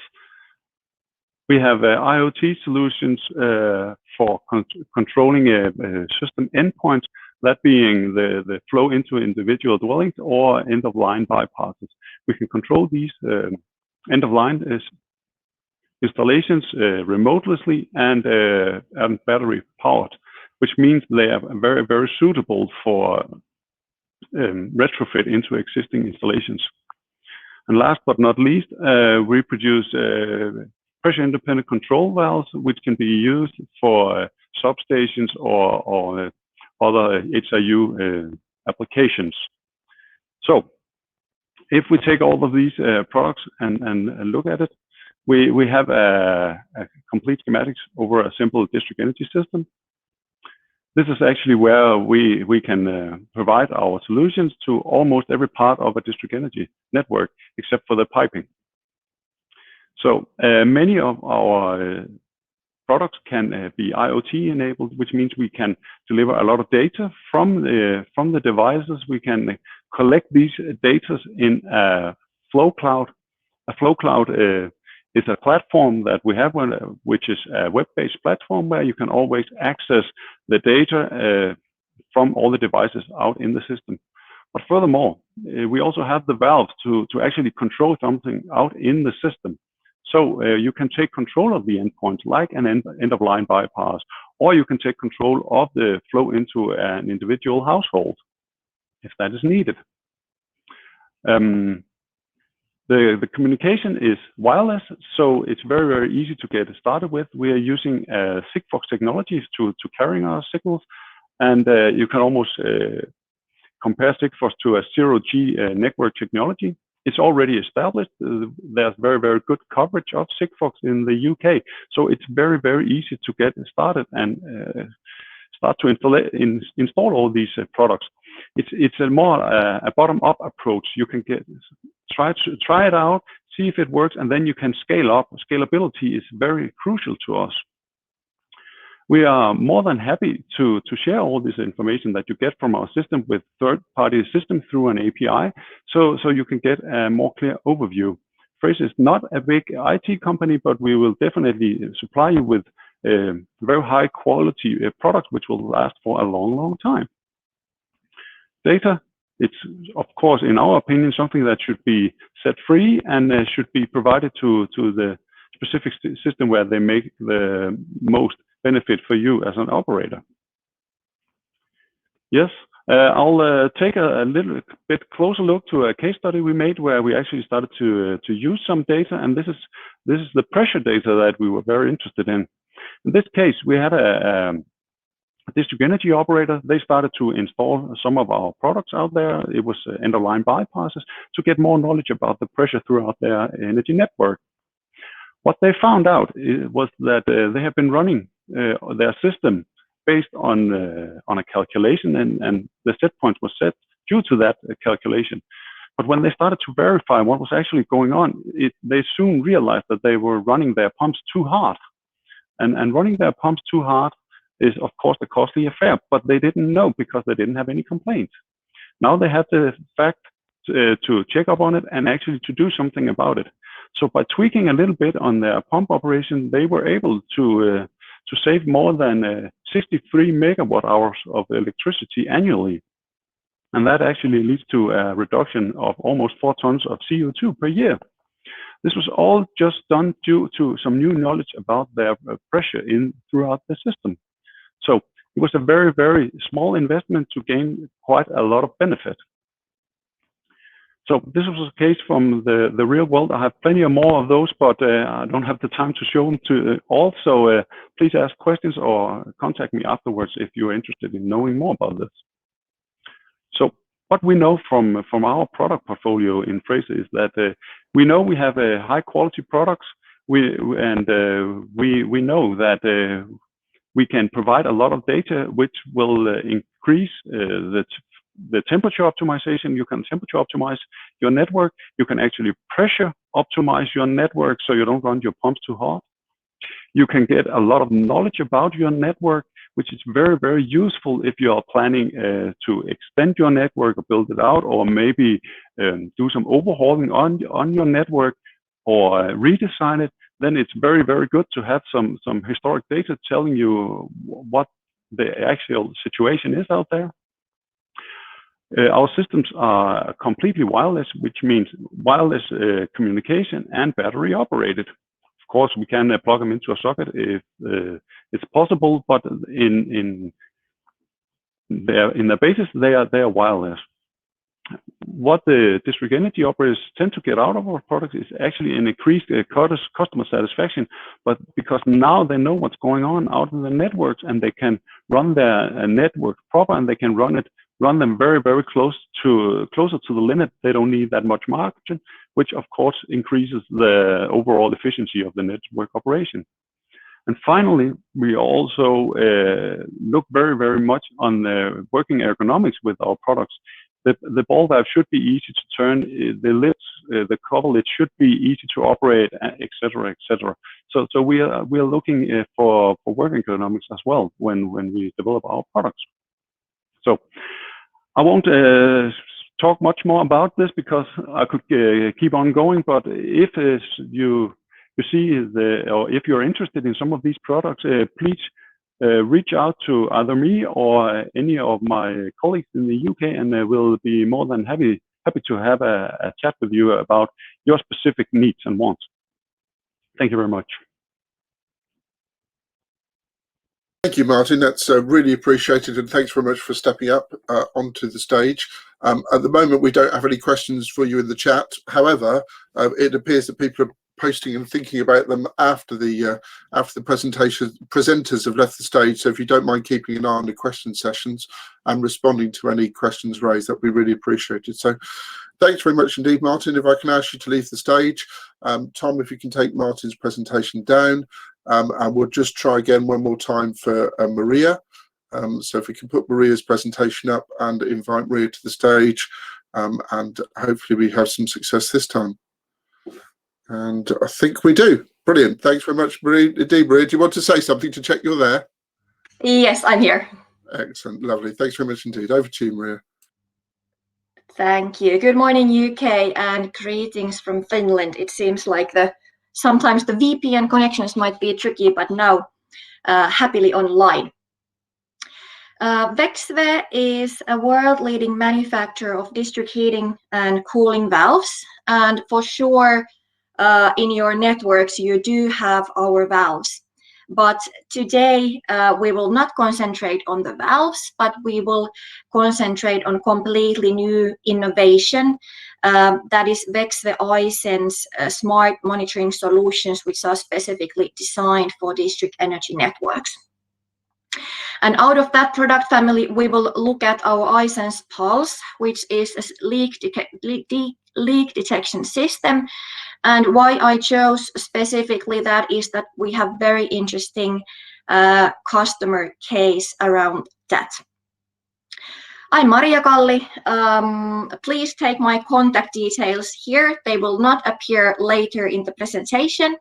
And also, if you're not following Växjö on LinkedIn yet, please do so to keep up of the news about the latest innovations.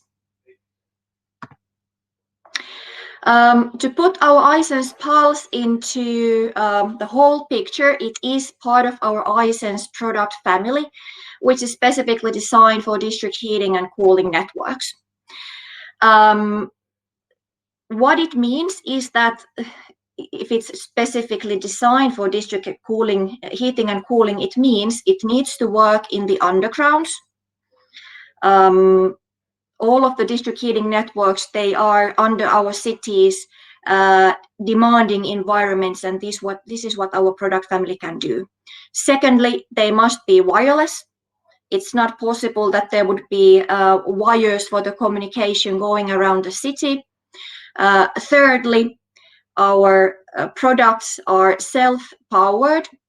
Again, it's not possible in district heating networks that you would have electricity in the undergrounds. So we are producing electricity based on thermoelectric generator, which you can see on the right-hand corner. It's producing heat or electricity based on temperature difference outside the casing pipe compared to the hot pipe inside the insulation. And fourthly, but the most important thing, that all of the products are retrofittable, because we know the district heating and cooling networks are growing slowly.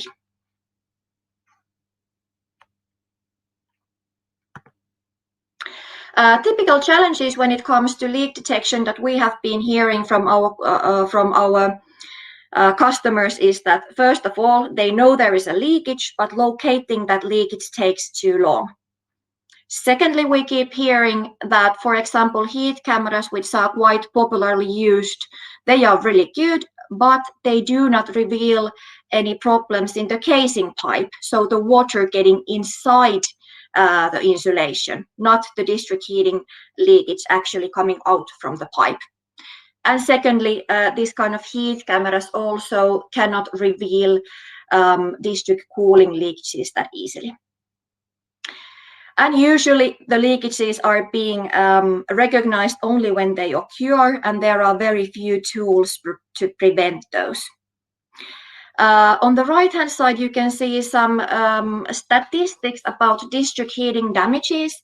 These statistics are from Finland, because we actually happen to have one of the world's best statistics, so it's easy to get data from there. But what we can see is that 37% of the leakages are actually in the casing pipe connection in this kind of pre-insulated piping system. So it's a wrong interpretation that only old pipes would be leaking. We can see leak cases also in the newer pipes, especially when it comes to casing pipes.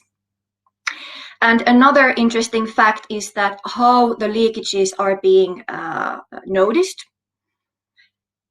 46% external notice, 35% melted or dry area in the ground, 9% water in the chamber. It means that all of these 95% are currently being detected by a third party and not any existing system. What the Hansen Pulse does is a leak detection. It is a leak detection system which is based on pulse. Leak detection itself is not new innovation.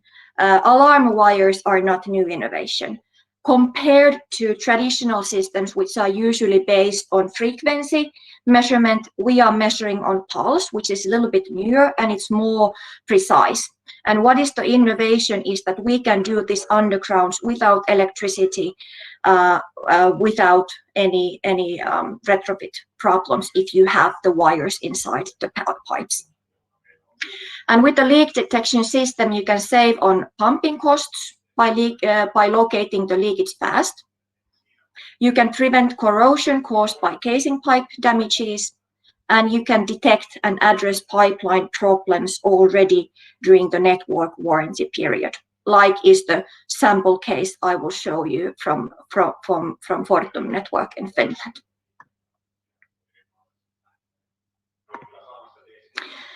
This is the case example at Fortum network in Finland. On the left-hand corner, you can see their new biomass plant located on the left-hand corner, and they have built a new heat transmission line of 5.5 kilometers. And this transmission line is equipped with alarm wires. And on those three spots, rounded spots in the middle, there's Hansen's Pulse leak detection box in the undergrounds.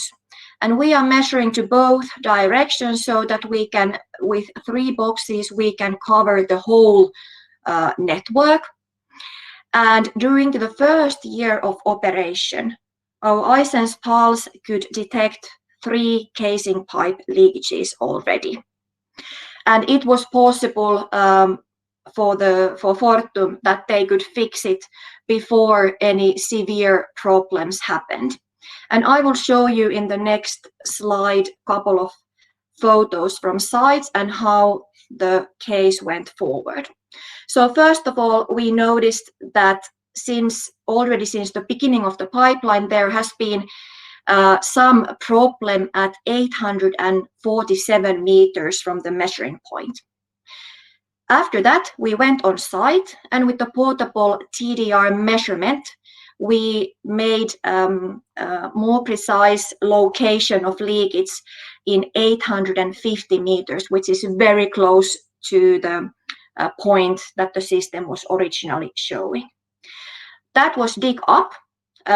First with a small window where we could see that it's obviously completely wet, the insulation. We found a crack in the casing pipe. Water, the outside water had gone in the insulation. A severe corrosion had started happening. And if this was not noticed before, it means that in a couple of years, it would have got broken also the main pipe.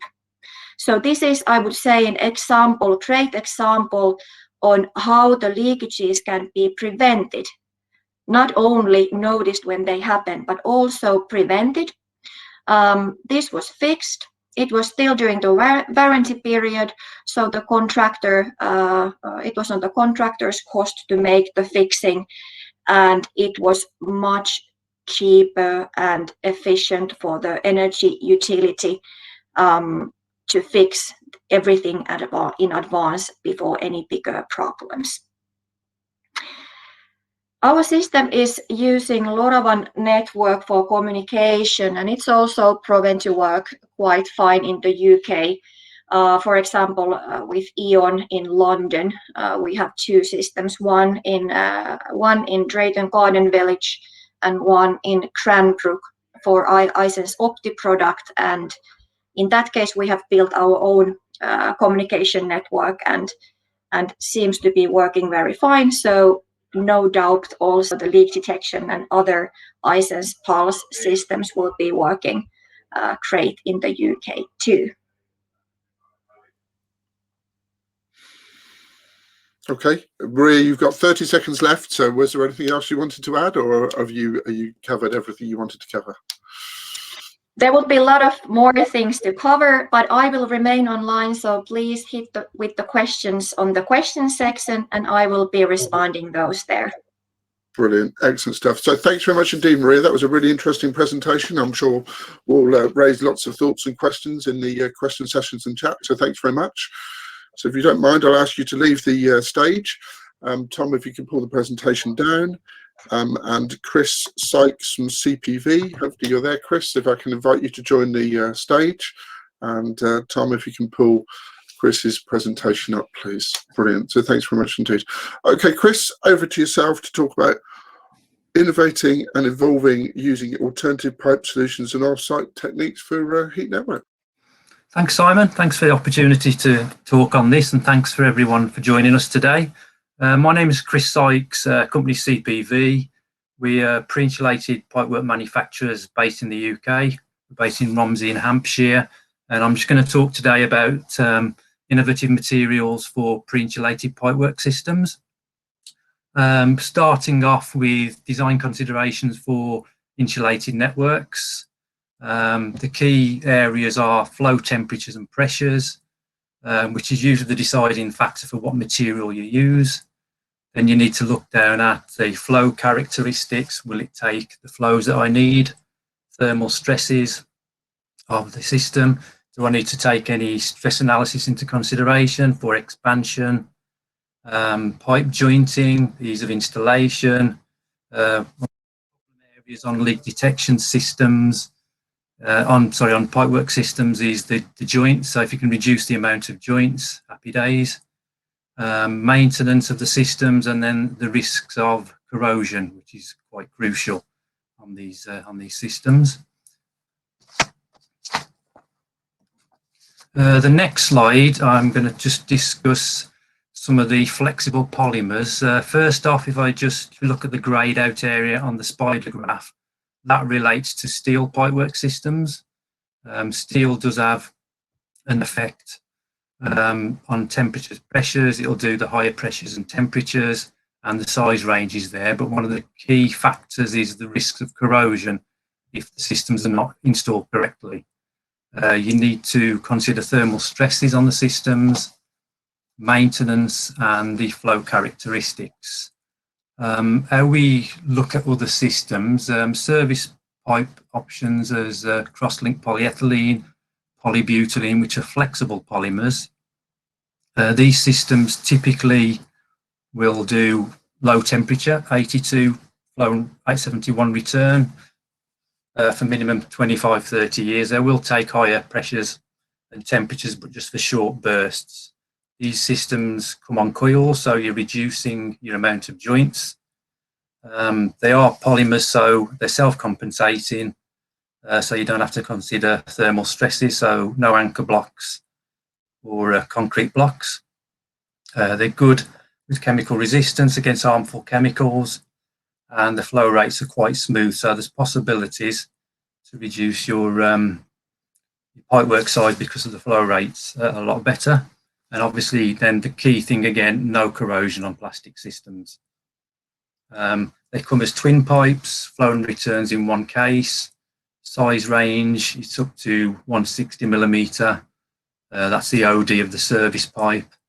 Typically, we keep them on the shelf at CPV in Romsey for supply to projects. The next systems I'm going to discuss are rigid polymers. Aquatherm did a presentation earlier, polypropylene systems, proven in domestic and industrial applications. Again, risk of corrosion is not a problem. Ease of installation, these systems are heat fused, so electrofusion or butt welded in situ. There are training courses available for those applications. Again, they'll take sort of low temperature, 82. They will take short bursts at higher temperatures. So that's something else to consider. Typically 6 and 12 metre lengths, so you are introducing more joints into the system against the coil systems, but then the size range does have an effect because these systems will go onto bigger sizes, particularly up to about 500 mil from 25 millimetre. Again, you don't need to consider thermal stresses as it's a plastic system. And on the next slide, I'm just going to talk about particularly quite a new innovation, which is glass reinforced epoxy. This is typical for higher temperature applications. You'll look at 120 degrees C at 10 bar for 25-30 years minimum. It has a larger size range up to 630 mil. That's again the service pipes.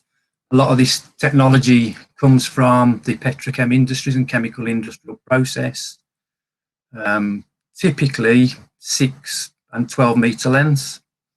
Unlike polymers, it's not self-compensating, but due to the material high hoop stress, it does have doesn't have a maximum lane length like steel, particularly.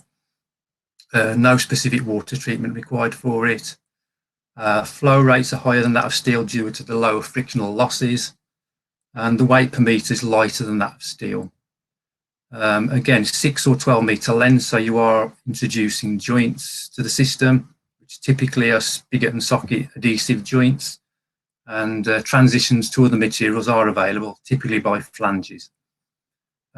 Diameter range 25 millimetre. It can do higher than DN630, but for the UK market, that's unusual.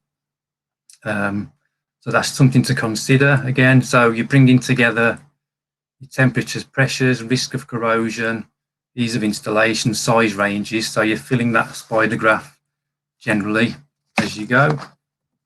And then another system, just to discuss another innovation, is reinforced polymers, which are now being used for sort of higher pressure, higher temperature systems. These are coiled systems, again, so typically on drums. They will do 16 bar at 95 degrees C. They will take peaks of 115 degrees C, but that affects the service life. So how this benefits over the rigid polymers, you are looking at, you're reducing your amount of joints. You've obviously still no risk of corrosion. The size range on this typically up to DN140, that's the service pipe bore size. That's typically 160 millimetre OD. These systems, again, self-compensating, so no difficulties with thermal stress, no anchor blocks or concrete blocks needed. Again, good chemical resistance, and the flow rates are better because obviously a plastic smoother bore system. Again, this is mainly project led, so if there's any projects out there that we can look at this, please be in contact with us. Then just to close up this spider graph, there's areas, ease of installation and jointing. To reduce the amount of joints, ease of installation, we have an off-site fabrication facility which is being used more and more for heat networks. Typically saves time on site, improves the quality, everything's tested in our works and certified before it goes out. We can do this with steel, copper, plastics. Typically people will weld up on site the steel, send it to us and we'll case it, and it will be used for getting around other services and obstructions that you find in the trench. When you dig the trench, you don't know that's there till that time. Again, this is done in the UK, so quick turnarounds on this kind of thing, which saves downtime on site, it lowers the costs, makes sites a lot safer. We can draw up different configurations of these as well for approval if need be, and it's something that is growing because of the time restraints on site. Hopefully that's been of interest. It's very brief. We've got a lot more to say, but hopefully it's condensed down. If anyone's interested, please contact, and any questions, we'll answer them the best we can. Brilliant. Thanks very much, Chris.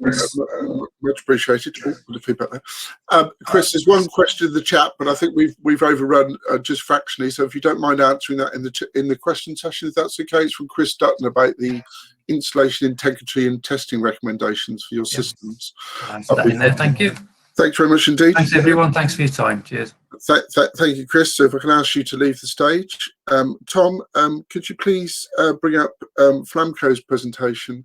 And Steve, Peet, if I can ask you to join the stage with me, please, Steve. Excellent. Okay, so thanks very much indeed. And this is an interesting presentation because it's talking about benefits of phase change materials. So Steve, over to you. Thank you. Thank you, Tom. Good morning, everybody, and welcome. My name's Stephen Peet from Flamco.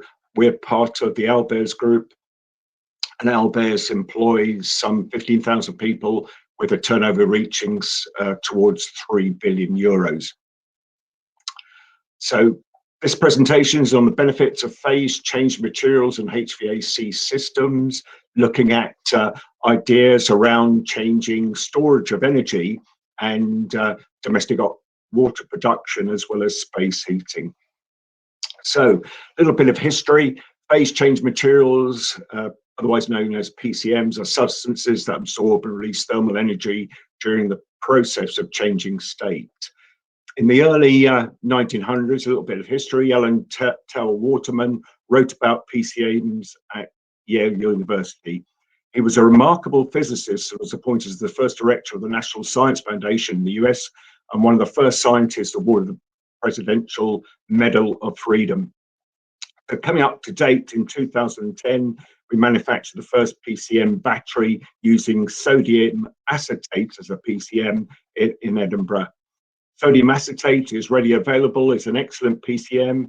It is sustainable, can be recycled, and has a very long life cycle. As we know, water is a well-known PCM as well, and a typical example is a boiler heating a cylinder utilizing sensible heating. So we need a container for our PCM called a thermal energy battery, shown in the picture, and that has different sizes depending on your calculated loads. And that's used for the purpose of storing and releasing that thermal energy. It allows energy available at one time to be stored and then released at another time. So energy is being added to or taken away from either a solid mass or a liquid volume, which causes the substance temperature change. So some thermal batteries also involve a substance transition thermally through what's called delta enthalpy of fusion, otherwise known as latent heat fusion.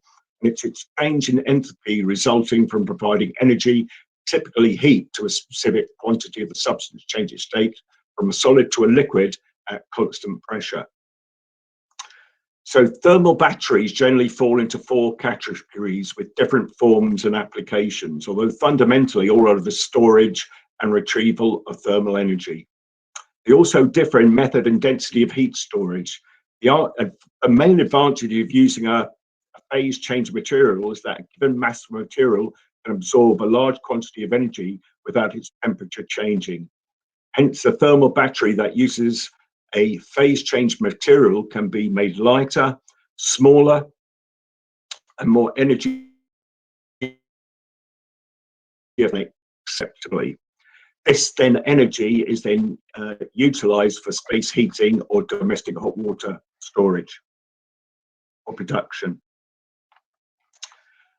So PCMs utilize heat by adding energy until the melting point of sodium acetate is reached, which shown in the graph there at 58 degrees C, and then it plateaus without moving beyond its useful temperature rise. The one advantage of a PCM is that it stores 3 to 4 times as much energy in latent heat as a sensible heat of water in a hot water cylinder. Sodium acetate is an inorganic, non-toxic, salt-based phase change material. It absorbs thermal energy and releases it during its process of changing state. So when a PCM cools, it releases a huge amount of energy in the form of latent heat at a constant temperature, which is 58 degrees C, which is then converted into warm tap water or space heating. The phase transition ensures an extremely high energy density. So key user requirements nowadays are high power charge and discharge for rapid recovery and on-demand high flow rate for hot water users. So it's really important that the PCM can be rapidly charged inside the heater battery and equally heat quickly extracted. In this graph, you can see the difference between the energy density of water compared to the PCM 58 when you use in a heat battery. As shown on the graph, at 58 degrees Celsius, the energy density of the PCM is a minimum 3 times better than water. This explains why a heater battery is so compact and still has the same hot water volume as a much larger hot water storage vessel. So visually, the battery is a much reduced total volume. It's 71% compared to a 300-litre storage vessel with equal energy output. And in terms of ERP, there are also additional benefits too. So as we know, ERP determines efficiency on direct cylinders with regard to standing heat loss. This has been recognized in SAP for years as being the most important facet of a cylinder in determining efficiency. The standing heat loss is that measurement calculated either in watts or kilowatt hours per day. ERP gives performance bands within which the heat loss of every cylinder will fit, thus determining the energy rating. Experience in the boiler and white good industries have shown that customers are looking for and are prepared to pay for superior energy ratings. So products must be at worst C, and a new brand of A+, which these products fit to, have been introduced to encourage manufacturers to further enhance their products. So we look at a little bit more detail at heat batter technology. It's really matured over the century, and it's designed to provide a clean, efficient, and cost-effective thermal energy storage solution. Heat batteries are designed to work with different energy sources from renewables such as CHP, air or ground source heat pumps, solar, PV, wind turbines, solar thermal systems, biofuel pellet systems, or running on off-peak electricity tariffs, as well as directly from your boiler or directly from its own electrical source, which is shown in the diagram there. Although great for homes and apartments, they have the capacity to scale up to heat large commercial and industrial premises. Really, the ideal to make, to get a greater advantage out of the product is to optimize heater battery performance by utilizing renewable electricity, and so divert any spare electricity to the heat battery. Here it is then converted to heat and stored until it is needed, rather than the electricity leaving the home and going to the grid for minimal return. Within the unit itself is a high-powered, high-flow rate heat exchanger, 2 of them, which is immersed in phase change material and encapsulated in a red molded polypropylene cell. The red cell is surrounded by non-flammable vacuum insulation panels. These offer very good insulation in minimal space. The whole unit is then finished in a cuboid white powder coated aluminium case with pipework knockouts on any face for the ease of installation. So the heater battery provides hot water and central heating to a dwelling and be provided in multiple battery configurations. The heater battery charging demand controller is continually monitoring the central heating and hot water and heater battery temperatures and uses this information to calculate the charge state of the heater battery itself. If the charge state drops below a predetermined level, then the internal heating element is switched on. When the heater battery state reaches its predetermined level, then the heating element is then switched off. So part of that heating battery logic in the controller also includes analysis of the following parameters: the electricity tariff status, either whether it's peak or on or off peak, the utility permit to charge status, and the heating and the hot water demands in the building. So in terms of benefits, there are a number of benefits here. They're compact, can be fit in a small kitchen or unit cupboard, high-powered flow rates, minimal heat losses, 2 to 4 times less than a traditional hot water tank, saving money and reducing CO2. No maintenance, avoids the annual inspection service required for an unvented cylinder. Long lasted, they've been tested for 40,000 cycles, which is about 50 years of daily use. And I hear the bell ringing, so there's lots more in terms of advantages, including compliance with B3, as well as equally a high SPF. Brilliant, excellent. Thanks very much indeed, Steve. That was sorry for the feedback.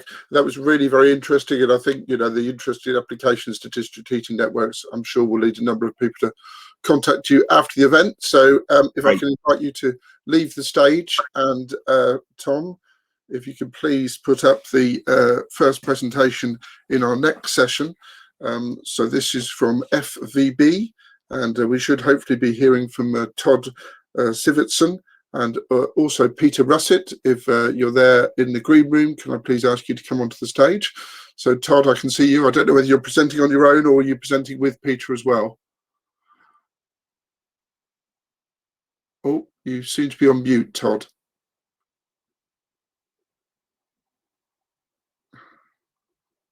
Give you a second to sort your IT out at your end. So just to confirm, this is the third session of the day. This is all to do with heat pumps, which seem to be the topic that all of us appear to be talking about in almost every meeting today. So Todd, can you hear us? It's not at the bottom of the screen. There's a microphone symbol. Hopefully that's not red. No, it's not red. And you haven't put yourself on mute locally. Oh, can you hear me now? Yes, perfect. Excellent. Oh, it was so obviously Peter is not here, and he was supposed to take this first slide. So I guess we go to the next slide. We skip the presentation. No, that's absolutely fine. However you want to play it, Todd, just use the left and right arrow on the keyboard. Yeah, you're right. So, okay. Brilliant. So what I'm planning to talk about today is I'm giving you a quick background of the development of large-scale heat pumps in Swedish district heating networks, and then I will give you 2 great examples of how heat pumps can be integrated and run in district energy systems. So actually, the large-scale heat pumps kicked off in the early 80s in Sweden, and that was due to a temporary surplus of electricity from nuclear power plants. And the installations really boomed, exploded. Within 5 years, we had a capacity of 1,200 megawatt.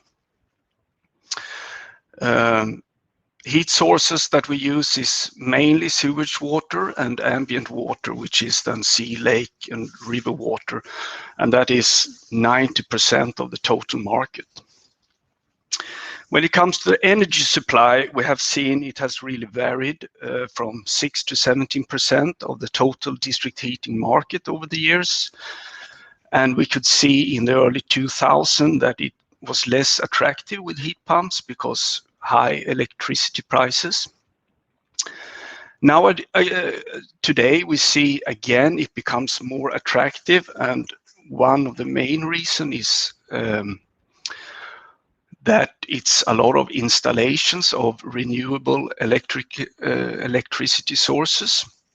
And that leads me to the first great example of how you can integrate heat pumps. So the combination of a CHP plant, heat pumps, and a thermal storage can really be used to balance the electricity grid. So on the left-hand side, you see a scenario where you have a lot of renewable energy sources. You run the heat pump and you charge the storage. And on the right-hand side, you have a scenario where, okay, it's almost none or very little renewables. Instead, you run the CHP plant and you discharge from the storage.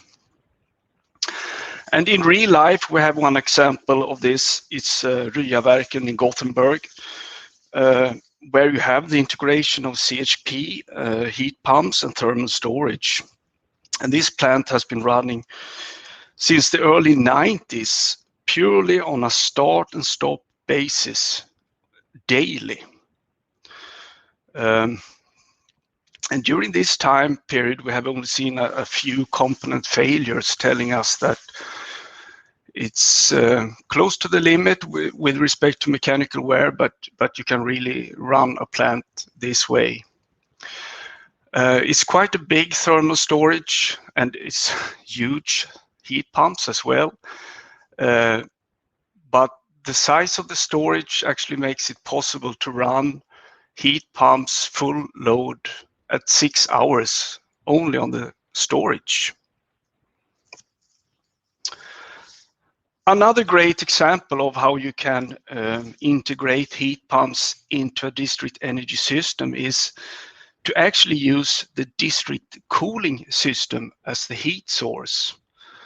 This gives you a great economy because you can sell both cooling and heating during certain times of the year. And on the right-hand side, you can see load duration curves. It's for the district heating and district cooling. And when you combine these two, you see the time period where you can run the heat pump on both cooling and heating, and it's the dark gray area there. It also tells you how you can size the heat pump. And in this example, the heat pump would provide approximately 50% of the district cooling and 20% of the district heating. Naturally, if you then also have another heat source, it could be sewage water or something else, you could run the heat pump all year long, and that would be the dotted line there. So you're not dependent on the district cooling. And if you do that, this heat pump in this example would then provide you 40% of the energy of the district heating system. We have a great example of that as well. And that's actually where I'm sitting right now here in Västerås, where we have two large heat pumps, 12 megawatt each. One is directly connected to the district cooling system to improve efficiency, and the other one is connected to the sewage water system.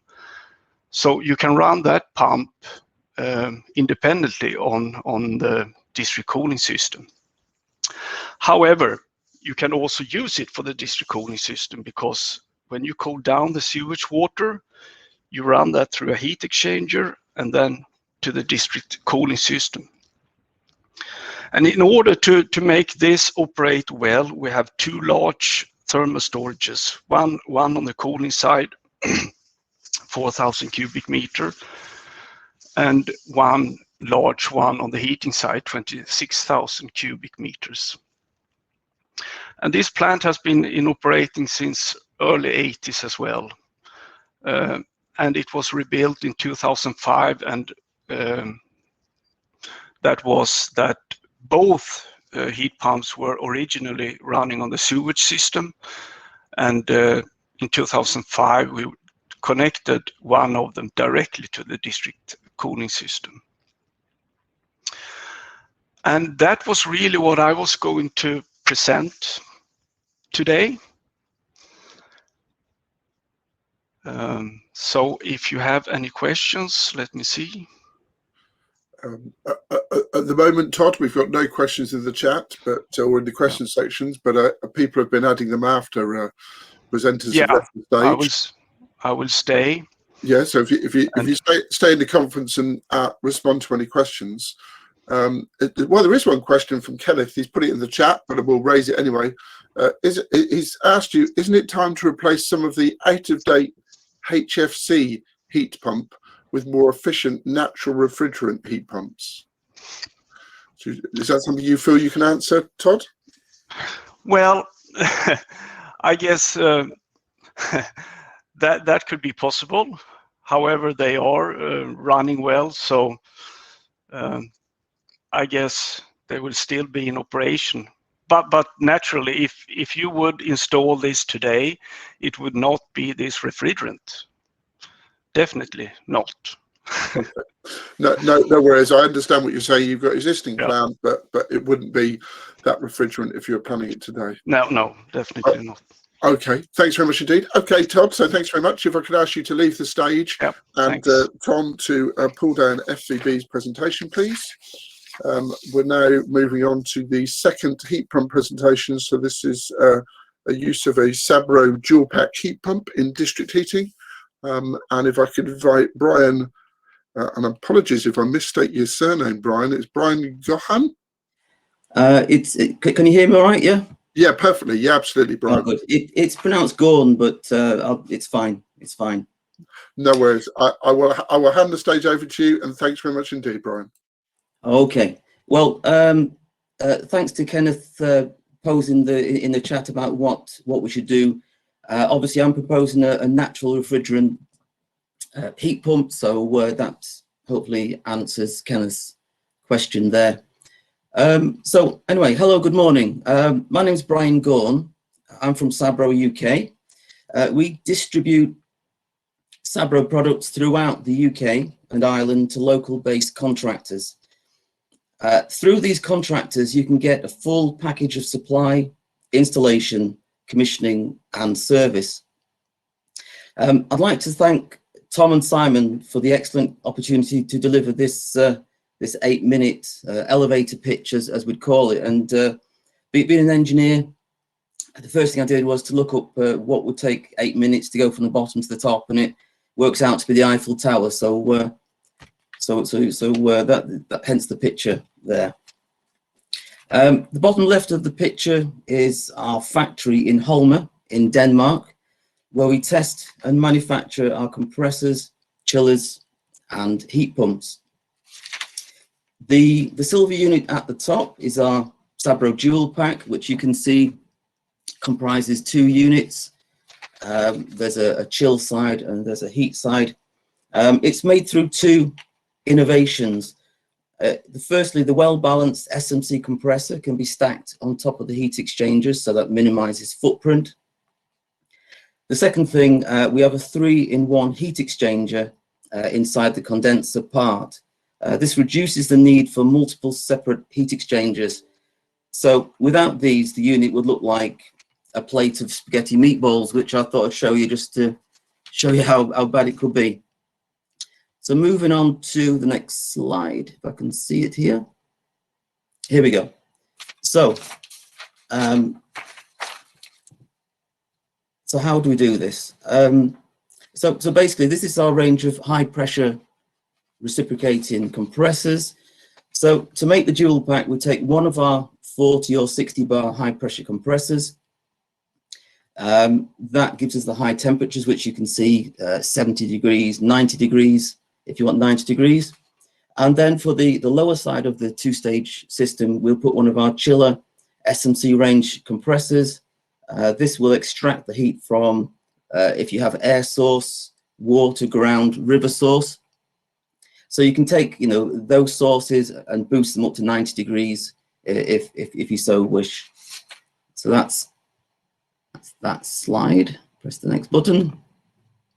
So how does it work? Now, just basically the slide on the left here, just to show you roughly what it is. This is a shell and plate heat exchanger. So your district heating water would enter at the top left at 40 degrees. It passes through 3 chambers. It passes through the plates in the subcooling section, the condensing section, the desuperheating section, and finally, it having picked up, let's say it went in at 40, coming out at 70, and back into your heating system.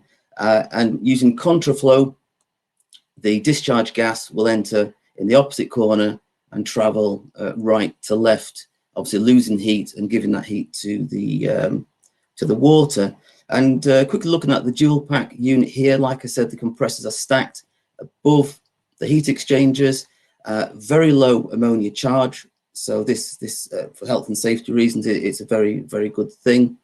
The 2-stage efficiency, these are fully factory tested. We can invite your customers, yourself, your engineer to the factory, and we will test this unit in front of you at your conditions. So you know, you can see it work before it actually goes onto your system. Also, we use reciprocating compressors here. Now, we've looked at this, and in part load, reciprocating is better than a screw compressor version. So here we've calculated about 10% of your annual energy will be saved through using the part load of the reciprocating. But these things I can go into greater detail, but obviously I'm a bit pushed. We're only halfway up the Eiffel Tower. So next thing we have, like I said, small footprint, very compact and easy to maintain. It's a bit of a fallacy with the maintenance side of things, because basically these units can be maintained in situ, whereas eventually a screw would have to be removed from the unit, which is quite a big thing. So moving on to the next slide. How does it work? Here we go. Lots of diagrams, I apologize. Top left is the diagrams to look at. If you look at we have the compressor, the circle with the diverging lines on the right hand side of the top left diagram.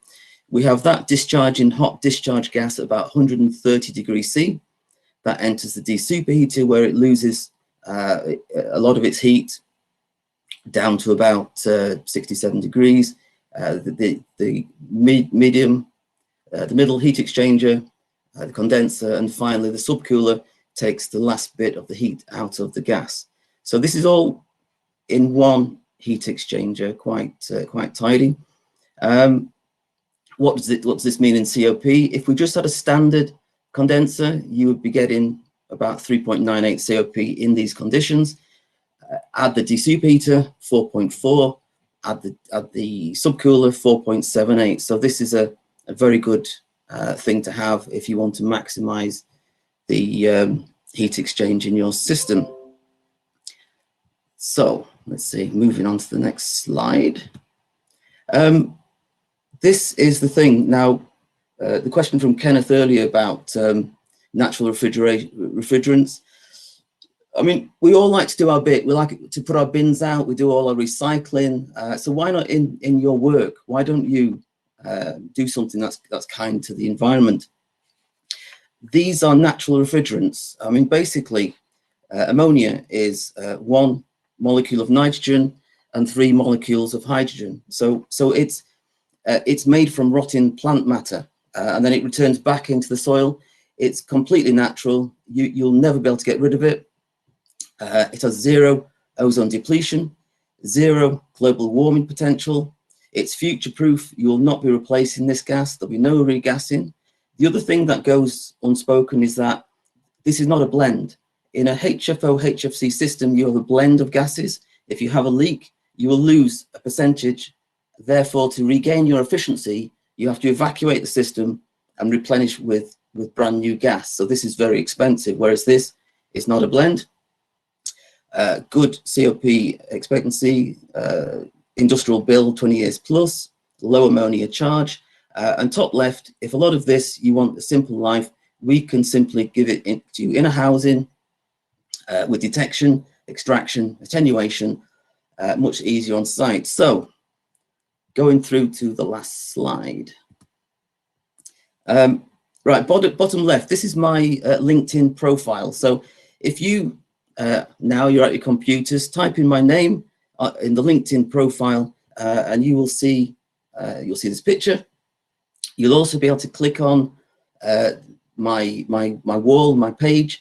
There are many case studies on that wall showing you all manner of applications for this system, which is very useful. We also run a CPD. This CPD lasts about 45 minutes, or let's say an hour.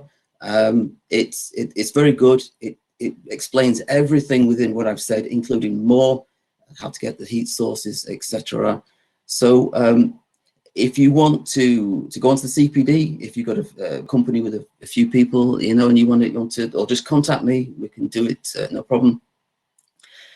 So the CPD, contact me, we've got LinkedIn. So finally, on 9 minutes, here we go. So the dual pack is compact, it's factory tested, it's very efficient, and it is the natural choice. Thank you. Thanks very much indeed, Brian, and thanks very much for keeping to time. Much appreciated, and a really interesting presentation. We don't appear to have any particularly new questions popped up, but I'm sure they will after you've stepped off the stage, because people seem to be doing that this morning. So thanks very much indeed, Brian. And if you don't mind leaving the stage, and tell me if you could pull Brian's presentation down. And we'll move on to the final presentation of the morning, which is about large high temperature heat pumps for the UK market. And this is from Solid Energy, and I'd like to invite Kneale from Solid Energy to come onto the stage and to wrap up the event, please, Ken. So hopefully you're there and you can come and join me on the stage.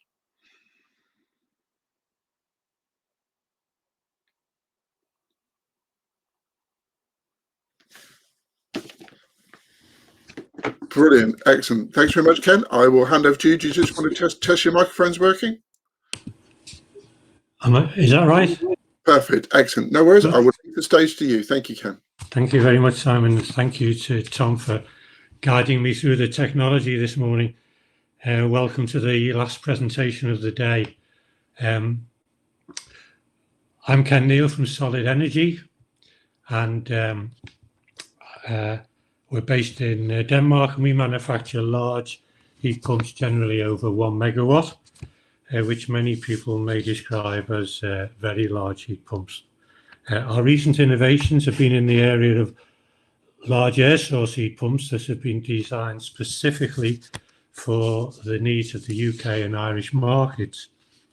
This first slide consists of all the recent heat pump installations in Denmark that we've completed, and the little arrow is pointing to a photograph of our site at Ringkøbing, which is on the west coast of Denmark in Jutland. On this slide, I've listed the main characteristics and issues relating to the use of heat pumps and in Denmark and in the UK. In Denmark, low temperature district heating is very much the normal method for heating buildings, unlike in the UK with a very low percentage of buildings connected. Here in the UK, we have to be careful. Ammonia is always not considered to be the first choice of refrigerants. Energy centres are often located in urban areas where space and noise considerations are a concern. Our answer has been to utilise hydrocarbon refrigerants and low maintenance scroll compressors that we believe are quieter and in many situations can be equally efficient. We can use flatbed or V-coolers selected on available space or noise level restrictions. Our new AWC heat pumps are our main innovation that we want to tell you about this morning.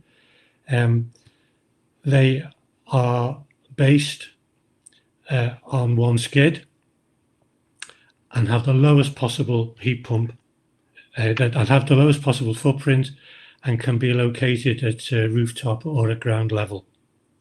Another advantage is that they come factory tested and pre-commissioned and very much plug and play. Although we want to stay at 60 degrees C flow temperature, as with all the other solid energy models, the AWC range contains heat pumps that can achieve 90 degrees C if required by the building.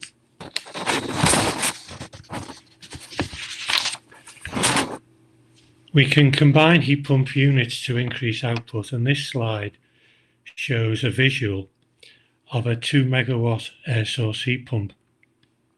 To give you some idea of the scale, this unit is 18 meters by 12 meters. 4 heat pumps sitting on a proprietary platform provided by Configured Platforms Limited that we've been working with on a number of projects. The floor of the platform is perforated to allow flow of air to the coolers, and the acoustic screening can be solid rather than louvered. So here we have a powerful air source heat pump with the potential to be located nearer to noise sensitive areas than you first may imagine. To assist with the design of heat pump installations, we have our solid energy SCOP calculators. These are complex spreadsheets where we have to enter basic information such as peak load, operating temperatures, and location. The calculator selects the most appropriate heat pump, calculates the COP, and provides the basic data sheets for the heat pump selected. We also manufacture other air source heat pumps for different circumstances. Our AWB heat pumps use brine as the refrigerant medium when the compressors need to be located in the plant room with the coolers located at a distance. And we have the AWCL and the AWDL, which have lowest height profiles to keep planners happy. Our latest innovation has been a heat pump that can heat and cool simultaneously, and with commercial buildings in London apparently now have a greater cooling need in summer than a heating demand in winter, we can see that model being really important. We also manufacture large water source heat pumps, and importantly we have a calculator for all our models. That's pretty much my presentation concluded with regard to solid energy, but I just wanted to end on some more general points about heat pump use here in the UK. As a general advocate for large heat pump deployment, firstly, if the district energy sector is going to contribute to the government targets and utilise the rapidly decarbonising national grid, then heat pumps are the only technology available now which will allow this to happen. Clean, reliable, low maintenance thermal energy with no emissions at point of use. Many of the other presentations have shown us how operating temperatures can be lowered to increase heat pump efficiency, and the only current barrier to deployment is the artificially high cost of electricity. And I just want to leave you with one thought. The RHI is ending, the PSDS is a short shelf life, and rather than other complex admin heavy funding schemes, why don't the government consider supporting a new thermal electrical tariff that would level up the playing fields and allow heat pumps to compete with gas? I'm sure that with smart metering this would be possible, and if the plan is for 600,000 heat pumps, then perhaps a good start would be for new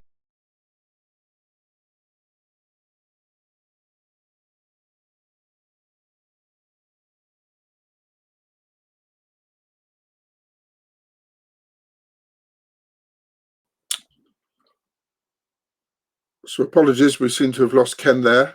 I'm not quite sure what happened, but I completely agree with his sentiments.